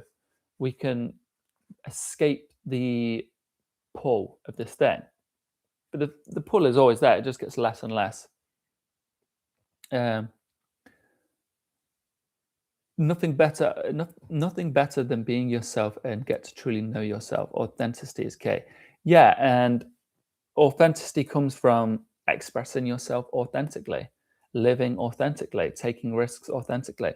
And like we said, like I was saying to Tristan, I believe, it's about just doing it playfully, having fun with it, trying to be authentic, try something new. Try, if you're always the shy one, but you want to express yourself, try express yourself today in whatever way. You want to sing in public, you want to whistle, you want to dance, whatever it is, just try it. Who knows? You might have fun with it. But you never truly know who you are until you've been that person. And that comes from the path. The path appears under the foot that takes the step. There is no path until you step. Because if there is a path, it's one someone's already created, and then you're being someone else. You're falling in line. You're being a sheep. Okay, inner. I'll remember that. Hopefully, I'm saying it correct. If I'm not saying it correct, please correct me. Reading Epictetus makes you question people and associating with them. He suggests being with like-minded people who share same values. Otherwise, stay on your own. Yeah, the Stoics talk about this. Like I always go on about the first page of my Meditations by Marcus Aurelius. Here. on this page, that's what I talk about like what a good friend is, what we need in a good friend. That we want friends, but we need to be content and self-sufficient without them. Do we want good friends that bring us value? I hope I find a friend like that one day. All my friends in my life have been involved around drinking and making fun of each other. I've found that in order to truly find good friends and good relationships, is you have to be vulnerable and you also have to rely on them. You have to be vulnerable with them. You have to rely on them. You have to ask of them so that they can rise to the task. Now, one specific friend, he wasn't always that reliable. He wasn't always this like solid foundation that I could rely on. Like I think he's one of the greatest people I've ever known. Um, but he wasn't always that way until I relied on him. I fell back on him, and he rose to the occasion. He like I gave him the space to be the man that he could be, or be the friend that he could be. And I think if you never rely on someone and they can never rise up to the challenge, they can never be the person that they could be. And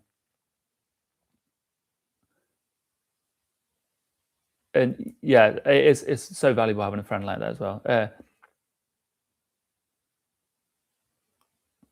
Where are we? Yeah, I hope you find a friend like that, Tristan. But it comes from being authentic. And all my friends were around drinking and making fun of each other. So I've been there. A lot of it comes with age. When you get separated from these things, it's hard to distance yourself from these things. But once you distance yourself, you have the space and capacity to find the friends that you really mesh with, the right friends. People search everywhere for healing: books, apps, experts, products. Meanwhile, nature waits outside: sunlight, fresh air, science, movement, and medicine is often afraid. The difficulty is noticing it. Consistency has to be top of the list if you want to make your change. So, Michael, this like today's lesson, I said I came in with just an idea of what I was talking about, these invisible forces, and you're hitting the nail on the head with a lot of your messages. You're hitting the nail on the head with like what I've been thinking. But what I'm trying to do is conceptualize it in a way where we can build a framework that can actually help people. So like people can look at like, I have this problem, and then translate it. Oh, actually, the problem isn't the problem. It's what I'm thinking of it. And then we can sort of work for a framework to sort of dissolve all of these invisible forces so that we can, like you say, live in accordance with nature. Yeah, I believe our soul always knows who is our true friends, Ramea. Yes, our soul does, but we've got our ego and our hurt and everything else to deal with that doesn't allow our soul to speak, or drowns out our soul a lot of the times. I liken our soul to the bluebird from Charles Bukowski's poem, that our bluebird knows what it wants to do. It wants to sing, it wants to have fun, it wants to create, it wants to help people. But our ego will say, that's stupid. In the poem, Charles Bukowski says, there's a bluebird in my heart that wants to get out, but I am too tough for him. I drown him out with cigarette smoke and whiskey. And then he goes on to say like, you're going to blow my book sales, you're going to ruin me, you're going to do this, so I'm going to squash you down even more. Yeah. Something new every day, it keeps you alive and awake. Absolutely. Niccolo Machiavelli had a theory that system of power operates in cycles: founding, order, comfort, corruption, collapse, renewal. Weirdo. I never got your name last week, I don't think. Let me just check everyone's name. No, I never got your name. If you want to put your name in now, I'll remember it so I can address you, unless your name is actually Weirdo. Machiavelli. The funny thing about Machiavelli, I think he's one of the most misunderstood people in history. People see him as like this evil guy, and he was teaching us dark ways to behave, which he wasn't. I like his writings. Founding, order, comfort, corruption, collapse, renewal. Founding, order, comfort, corruption, collapse, renewal. I suppose that's like the systems of power within us. I don't know if that's what you're trying to hint at. That would be the systems of power within us, that the forces that direct our lives. We have the founding, we have the order, we have the comfort. Then there's the corruption and the collapse and the renewal. But if we do not learn from the collapse, then we will renew it based off of the same foundations of the previous build. Okay, Weirdo, can you add more to that? That's something I want to go down. That's an idea I want to go down, and also your name. When we feel better around some people, it's a green light. When we feel we can be ourselves, and other one is understanding us, it's also a green light. Yes, yes. When we feel safe to be yourself, it is. Yeah, absolutely. Yeah. I guess. Yeah, that makes better sense of your point before. Yeah. Yeah. We all grow apart in ways. I believe it's really about respecting the people and the time while you're in each other's presence. Yeah, absolutely. But sometimes, you know what's funny is sometimes by setting a boundary, it is respecting them because you're no longer being a false self around them. You're no longer just pandering to them. You're allowing them to be the people they want to be. So yeah, and I think that goes to the meaning of love. Actually, I was reading a book. The meaning of love is to extend yourself to the spiritual growth of one another. So if you love someone, you do what you can in order for their spiritual growth, and sometimes it means not pandering for them. I was up late last night watching football. Can't really think properly today. Was you watching the England game by any chance?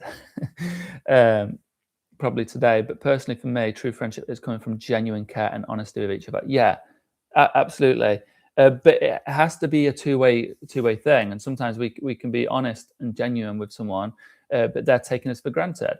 But sometimes we know when we're being taken for granted, but our people-pleasing tendencies, our identity, our past hurt keeps us stuck. It's another invisible force that's keeping us stuck in a relationship or a friendship that doesn't serve us, where someone is taking advantage. Because if we truly respected ourselves, if we saw things clearly, why would we stay stuck there with someone that is not being nice to us? Do you ever feel like your true self there maybe isn't a good person, at least in some regard? That's how I always felt. That is how I always felt. And I think if you're asking that question, then the answer is that your true self is a good person. I think there's a rare few in this world that are actually bad people, and I'm still wrestling with this idea. I think the majority of people, we're just ignorant, we've learned wrong, or these invisible forces direct us in ways we don't want to. I think the soul of a person, the bluebird within, is good in the majority of it. I think it's a very small percentage of evil people, a very small percentage. That many people have not been afforded the mentorship or the love in order to be the good person they can be. I feel time has been a great friend. The older I get and the more I learn about myself, I'm feeling more whole and happy with each day. Yeah, James, I say this all the time to people. It's like the older I get, the more peaceful and happier I get. Time is certainly teaching me a great deal, and being more at peace, being calmer. Do what you love. For example, if you love reading, go to more bookstores. Someday we'll find there like-minded people. Absolutely, absolutely. This is the thing. So for Tristan and for myself, my younger self, is I did not love drinking. I loved reading. I loved cinema. I loved adventure. But I'm going drinking every other day. I'm not going to meet the people that align with me if I'm doing that. You have to align your life with your inner life, and then it'll start to mesh. You start to meet the right people for you. Yeah, that's a good point. Everyone carries something that is not good inside. Shadow work can really help with those. Yes, Eleanor. Yeah, shadow work is one of the most valuable processes you can do. I try not to recommend it that much on these live streams, but I will just push you in that direction. The reason I don't recommend it, it's a big endeavor. It's a huge endeavor, and it will maybe take over your life for a good period of time. And the reason I don't recommend it is because I'm trying to talk about other stuff, and if I push that on you, that's going to take over. But it's great. Shadow work is great, and you're right, Eleanor. It's like we hold bad things within us. We hold shame. We hold we've done wrong. All of us have done wrong. We've all sinned. We've made mistakes, and we hold it all within us. We also have our negative impulses. We have our ego will push us in certain ways. We have our shadow. It doesn't make us bad. Everyone has these things. Our soul is good. And when we can become aware of all these layers, like the shadow work is so valuable. When you become aware of this, you can see why you've been hurting, why you've been hurting others, why you keep entering toxic cycles. Friendship is also love, just another type of love. Yeah, absolutely. Yeah, I wonder why you're tired. Okay. There's no light without darkness. Yes, exactly. There is no light without darkness. Yeah, I'm liking this. The discussion today is really great. I'm still, hopefully, Weirdo, if you're still there, if you're listening, I would like to hear more on your point of Machiavelli, because that's super interesting. It's actually something I'm just gonna copy and paste that and hold on to that idea, because that's helped me. Um, this is why I love these streams, these discussions, because I learn so much from them. I gain so much from it, and I think we're all gaining so much. Um, and this is, remember last week I was asking, like, what's the most valuable thing you've got from today's stream? I think that might be it so far. The quote from the Machiavelli quote, because it's just in my head. It's made a process. There's a process. Okay. So yeah, on the topics we've been talking about, does anyone have any more questions, any more opinions, or any thoughts? It's been really, really interesting, and like, I don't want to just wrap up, because I feel like there's some really great ideas going around, but I've finished what I've been talking about. So the stage is kind of up to you all. It's kind of your floor, whatever you have to direct the talk, because I'm done. I've done what I wanted to say. I've said my piece. But you've all been said, like, some of the stuff we've been. I think this has been very insightful today. What we've all been talking about has been super insightful, and I've certainly learned a lot. I was trying to make sure I've got through to everyone. Yeah, I mean, this Tristan, this is the exact reason I love this group, the fellowship, is because, I'm just here to give the one structured lesson, and then the rest is just discussion amongst ourselves. And I think it's leading to some real great insights. I'm learning so much from these live streams, so it gets me excited. But if no one has anything to say, I would like to request something of all of you that have been listening to the whole stream. What is the one thing that stood out to you most? What is a question that stood out in your head? What is the most important thing that has been on your mind? So everything we've spoke about today, what was that one thing that's like you've latched onto, that you might, even after this stream is over, you might go throughout your day thinking about what is it? And the reason I ask this is because I'm passionate about being able to articulate these things in a way that impacts people. I want to be able to articulate ideas that really help and really resonate with people. So when I get it from people I trust, that you're all here, I get these ideas, I can really double down on them, think about them, share them.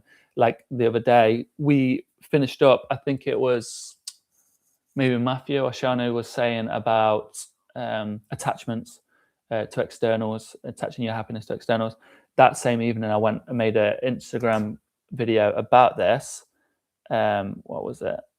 I made an Instagram video. When you attach your happiness, when you attach your well-being to an external relationship. Yeah, I made a video on that, and actually, it got 2,200 views, but it just means that an extra 2,200 people seen it. But some of these, like, overall, every month I'm getting millions of views on Instagram sharing these ideas, and if I can take something that really resonates with you all, really resonates with me, and I'm able to articulate it in short form for Instagram, then we've seen the progress we can have. We've seen how much it can impact our lives in this stream.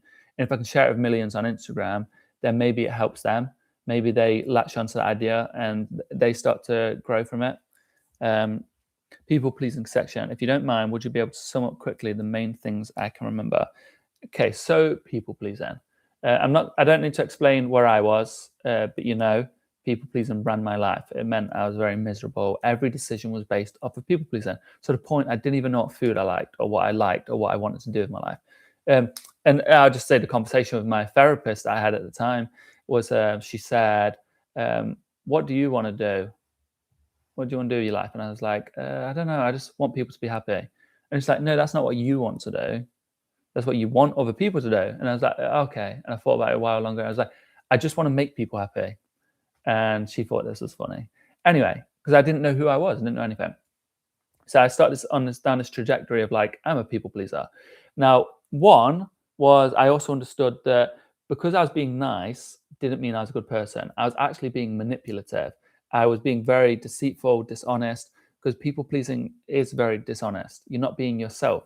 You're just doing, you're trying to please someone for an outcome. That outcome actually isn't for them, it's for you. It's to alleviate the anxiety of not pleasing them. It's to alleviate the anxiety of not being liked. My life revolved around being liked. So I just want to alleviate this anxiety. I'd do anything to not feel it, which meant I wasn't being myself. So the dangers of that is you're not being yourself. You're miserable. But also for the people who love you, the people around you, you're not being yourself. You're not living as yourself. So they don't get to see the real you. Your wife, your partner, your husband, your mom, your dad, your friends, your brothers, your sisters, anyone, they don't get to see the real you because you're just people pleasing. You're living based off of fear and anxiety. So how do you fix this? Well, there's many ways, but the way I did it was through being playful, was testing the boundaries of people pleasing. So if someone said, what food do you want? I would always go, whatever you want. I don't mind, whatever you want. That's not true. How can you not mind? How can you not have an opinion? Food's amazing. Where do you want to go? I don't mind. What do you mean you don't mind? You could do anything with your day. What film do you want to watch? I don't mind, whatever you want to watch. Just pick, say what you actually want. And it was hard for me. I was like, I don't even actually know. But I just came up with fun. What food do you want? I want pizza today. Let's go with pizza. And then maybe they go, oh, well, I don't like pizza. Well, how about I get pizza, you get a curry, whatever. It's just playful. And then you keep pushing these boundaries. You keep pushing and pushing, being more playful. Someone says, do you want to go to my party? You go, no, I want to sit in and do nothing today. That's what I want to do. And most people get angry. Most people say, oh, well, why don't you want to go to my party? The people that respect you will be like, I get it. You need that time to yourself. That's what I've noticed. When you start being yourself, the people who love you will respect you even more. They'll be happy for it. I was so scared when I used to like reject people. Now when I reject my friends saying I don't want to do it tonight, they're like so understanding. Like, oh yeah, you do that. We'll sort something out another time. Or we'll work around that. Or I get it, you're feeling a bit drained. I know work's probably been busy. I'll quickly nip round and have a cup of tea with you because I just want to talk. Whatever. It's brilliant. When you start being yourself, people admire it even more. And like I said, it's about building a boundary. And what is a boundary? Does anyone remember what a boundary is? It's not a wall. What do I say a boundary is? If you can answer that, that means you've learned something today, which is what matters. What is a boundary? Yes, Tristan. A boundary is a door, right? So, yeah, I think I've asked Eleanor this question like 100 times now. But a boundary is a door. And you put that door up. First of all, it keeps people out, but you can open it up to who you want to open it up to. But the people you love, and I notice this myself when I set up boundaries, they will start knocking at the door. They will start knocking at the door, and then you can open it up for them. And then you're like, they really want to be with me. They really want to spend time with me because they're knocking at my door. Okay. What stuck out for me was remembering it's not just stoicism, it's a balance of several ideas that help us along the path to happy and great life. Yeah, James, maybe I should start mentioning this more. It's just because the platform is called The Everyday Stoic. I try to talk more about Stoicism, but actually there's so much in my life. A lot of philosophies that help me, Taoism, Zen Buddhism. But then there's also my own beliefs that I've developed, my own ideas that I've developed that I want to share more of. And I do share them on Instagram. I share them a lot on Instagram, but maybe this is a good platform to share them. But I'll split up the days. Some days I'll talk about Stoicism. Some days I'll talk about different ideas.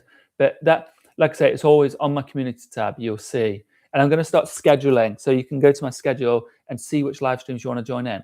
If you don't like the Stoicism, you can join for the days that aren't Stoicism. If you only like the Stoicism, then,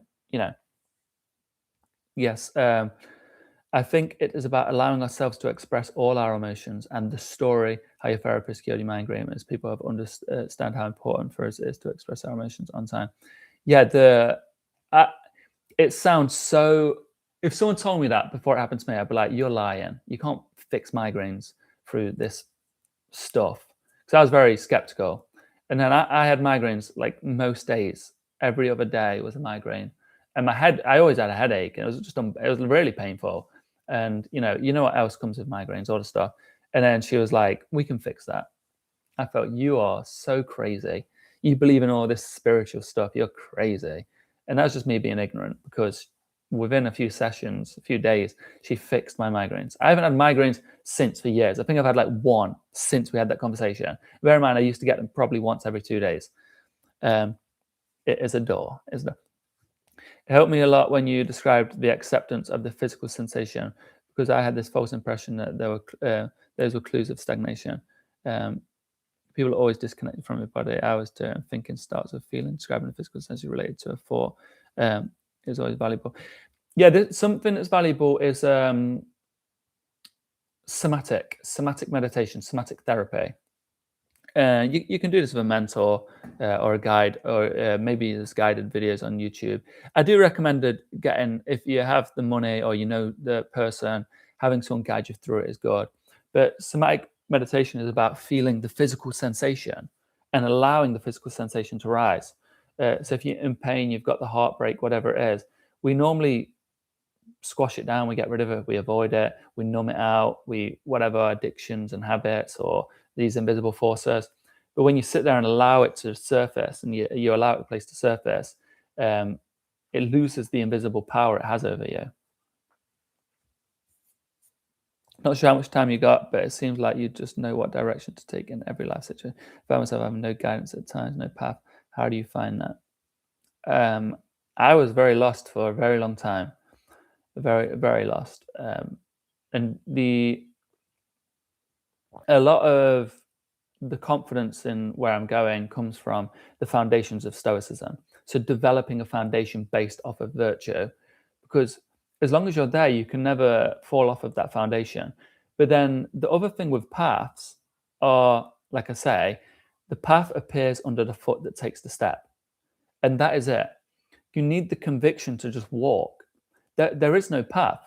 If you can see a path, it means someone has already walked it and you're going down someone else's path. And we often do that because it's familiar, it's safe. We know someone else has walked this. But there is no path. You just have to have the conviction of going down somewhere. And that comes again, like the people pleasing thing, just being playful.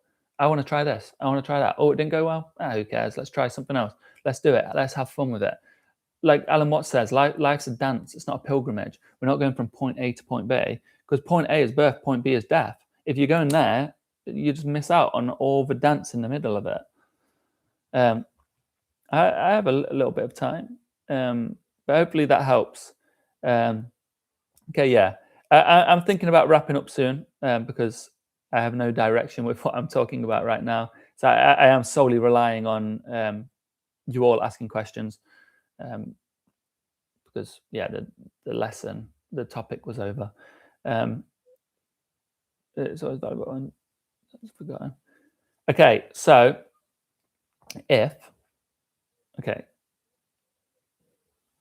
so Michael, silence. That is where this is. That is where there is a lot of power within us, but we fear silence. We need to face our fears in order to start the good life. Yeah, I remember having this like epiphany. Hopefully, it's in the same topic as you're saying. Is like, but I used to think, well, I hated boredom. I used to avoid boredom at all costs, and I got to a point where it's like boredom is a gift. And now, like, if I don't know what to do, or if I find myself like scrolling too much, or if I'm whatever doing things I don't want to do, I'll just say, let's be bored. Let's sit here and be bored.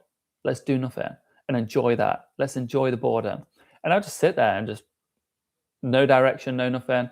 And eventually I realized the reason I was scrolling is because of this physical sensation in here. It's like there was an anxiety, there was a worry, there was a fear that I was trying to avoid. I was trying to suppress. I pull out my phone to not feel it. And I often think like these things like doom scrolling, these not nice feelings in your chest, these bad habits are normally just a notification. They're an indication of something you should address. So like you say, Michael, the silence, when you get this feeling of like, I need to doom scroll, and you catch yourself, you're like, whoa, why am I avoiding this silence? Why? Like, why can't I just sit in it? What's wrong with it? So then sit in it. Just sit in it. Don't expect anything from it. Just sit in that silence. And you'll start to hear things in that silence. Like we said about the path, it's just what other people, it's just what, yeah. Like like I say, the path appears under the foot that takes the step. Thank you very much. I'm learning a lot of each lesson. Today I was late. The story of your therapist and impressed feelings is really amazing. I'm glad you think so. What I'm learning from each live stream when I've asked for your feedback is most people prefer when I speak from my personal stories because it resonates more. So my goal currently, and this is why I really need your feedback always give me your feedback. And that's why I welcome that guy who came in earlier criticizing me. I welcome all of it because I just want to get as good at this as possible to communicate these concepts as good as possible. That's literally like what I that's like my life mission essentially. So I'm not better at these things. I don't have a better understanding, but hopefully I should get better at articulating them in a way that makes sense. So currently I'm studying like storytelling, getting better at storytelling, and I'm also journaling my own life, my own stories. Anytime stories come up from my past, I write them down so then I can explain these things through real life stories. I think stories have more impact than just me telling you what to do. I never want to just tell you what to do. I think that's silly. I enjoy boredom, freedom, peace. You sound very wise. Not very often, but it's awareness. Yeah, all we are is just what are we? We're just awareness. We're a viewer. We're experiencing the universe. We're the universe. I kind of believe that we're the universe experiencing itself. We're that awareness. So that's the awareness is the same thing that's always constant, regardless of everything. It's always been there.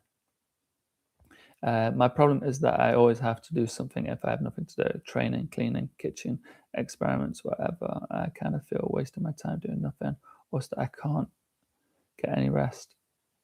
Okay, Eleanor, this is something I faced my whole life. I always had this. So like this is what led to me building my company and doing, like I spoke last time about the 100+ hour work weeks. And I was always just working, felt like I was never enough. And again, the way in which I challenged that is by being playful with it. Someone told me actually, they said, why don't you just, because I always had this thing, if someone came around my house, I had to be cooking dinner, I had to be tidying up, I had to be doing something because I wasn't worthy. And it all led down to me thinking that I wasn't enough, that I wasn't worthy of them. Like if someone liked me, if someone loved me, if someone wanted to be in my vicinity, they didn't want to spend time with me, I felt like I owed them everything. I had to work hard to earn that. But that was just from childhood. That's what I'd learned, that working hard, you got what you wanted, you got things. So I just started being playful with it. I remember my partner's family came around at the time. They came around, and I always had this like thing. I had to go downstairs and like show up and be great and tidy up and cook and offer coffees and everything. But I challenged it and I felt like a loser. I just sat there and did nothing. And it was fine. It was fine. So I challenged it and it was fine. You just need to keep challenging it. I've been there. It was so like it came from that the anxiety of like always having to do something was horrible. Just challenge it. Challenge it. If right now, if you feel obviously there's real things you have to do. You have to look after your child. You have to maintain things. You have to clean, feed, all this kind of stuff. But if you're already ahead of it, think of doing nothing as something very valuable for your soul. It's one of the most valuable things. For you, it will be, because it certainly was for me. When I started challenging this belief that I always had to do something, because it came from this idea of that I wasn't enough, that being me in itself wasn't enough, that I had to also provide. When I just sat there and did nothing, it was hard. Then the next day, I challenged it again. I could be writing as well as doing this. I didn't. I just sat there and did nothing. And there's a difference. Doom scrolling is not doing nothing. Actually, just do nothing. Sit there and just lay with your thoughts. Maybe put on a song, lay under the sun, do nothing, and everything will happen.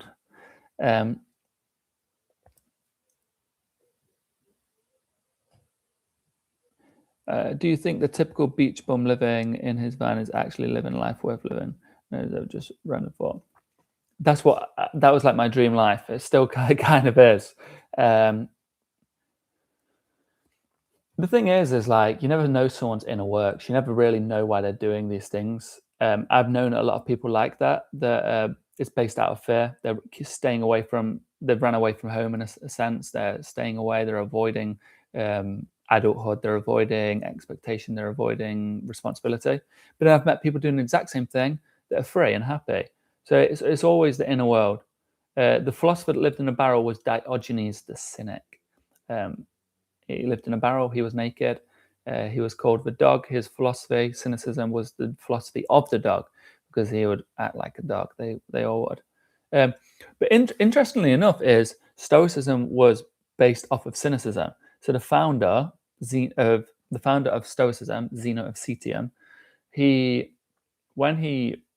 so Stoicism started, he was a wealthy merchant, and he was going across the Argian Sea and Aegean Sea. I remember I was doing my audiobook and I kept getting that word wrong. Anyway, he's a merchant. He's got these murex sea snails, which is like they use the dye. They use the blood to make a dye, which is very expensive. He's a very rich man. The ship was shipwrecked, and he washed ashore in Athens, and he went to a bookstore. No, he went to Delphic Oracle, and Delphic Oracle said, do not dye your life with the remains of these sea snails, but dye your life with the remains of dead men. So he was like, what? That sounds crazy. Goes to a bookstore, reading a book on cynicism, Xenophon's Non-Rebellia, and he says, where can I meet people like this? And he points outside to a cynic named Crates. Crates the cynic. So Zeno studies under Crates for a long time, learns about cynicism, and then he goes off to do his own thing, teaches under the Stoa Poikile, which is the paint and portraits, which is where the name Stoicism comes from, Stoa Poikile. Cynicism is such a negative term, but Stoic is kind of a negative term in many ways. It's seen as like a strong term, but it's attached to a lot of negative things, Stoic and cynic. So where would the negative? I mean, a lot of what they did was quite. I don't think it. I don't. What's the word? I wouldn't teach other people to live like that. I wouldn't advise it. That's the word. Like peeing on people in public, biting people in public, these kind of things. Because people would say to Diogenes, "You're just a dog," and he'll pee on them. And we're like, "Well, yeah, I'm a dog, so I'm going to pee on you."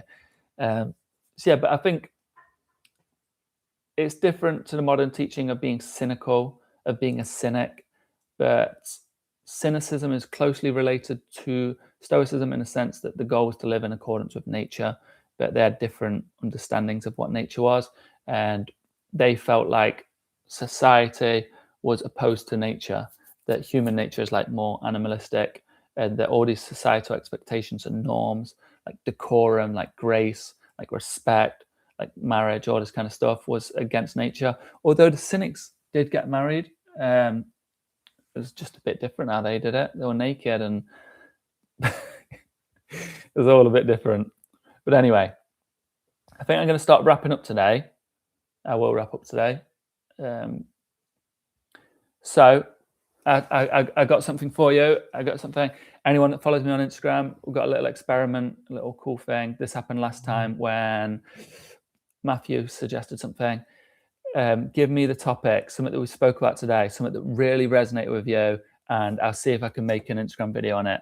It would be interesting for you to see how these thoughts end up into a video on Instagram. Because normally what I do is I'll leave this live stream, have some food, go for a walk, and on the walk I'll think, listen to music, and then develop the idea in my head, then speak it. First, one take, and I'll post it. It'll be quite interesting to see how maybe your comment will go from your comment to a video. I think the process is kind of interesting. I'm glad you'll be back. Check. I'm going to be scheduling, but if you look on my the community tab, I'll be live Tuesday morning, 6 a.m. GMT, 6 a.m. GMT, Tuesday, Wednesday, 6 p.m. GMT, Thursday, 6 p.m. GMT, and then same time Sunday. I'm glad you're not people please then. But thank you everyone for your input today. Today was brilliant. I'm going back with loads of knowledge. And thank you. Have a wonderful day. I'm just going to wait if any of you leave a comment like that, what you think was valuable, just so I can make a video on it. It gives me a topic to talk about for Instagram. And thank you, Ina. I'm glad to have you here. Hopefully, I'll see you in the next live stream. Thank you, everyone that's always here. And James, it's good to have you here. It's good to have you all here. It's been a good one today. But yeah, if anyone has any topic for my Instagram video, we'll see if it sticks in my mind because I'm looking for inspiration.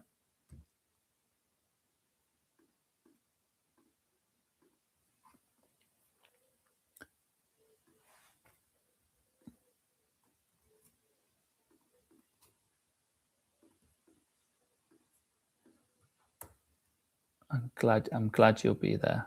I'm really happy actually. This is if I didn't explain it, I call this group the Fellowship because we're like the Fellowship in Lord of the Rings. It's just a small group going up against the epitome of evil, Sauron, and they were just hobbits, men, elves, dwarves, and they took on evil. And like my whole theory is that there's some good in this world, and it's worth fighting for. And as you know, the analogy of the Monkey King is the Monkey King's bullying the little girl and says, "You see this? You're just this little pebble in my hand. You just nuff it." And the little girl took the pebble, threw it out into the lake, and the pebble shot ripples for miles. And she said, "Well, I might be a little pebble, but I can make a big difference. I can send ripples across the world." And I think that about all of us. We can make a huge difference. That a little good for this world is a lot of good for this world. And that we have the power to do good right here, right now. So, and I think a lot of you are now realizing that. Or maybe you've always known that. But I'm seeing the good you're doing, and it's beautiful. Okay. So bye. Enjoy the rest of your day. Good afternoon, good evening, good morning, good afternoon, good evening, and good night.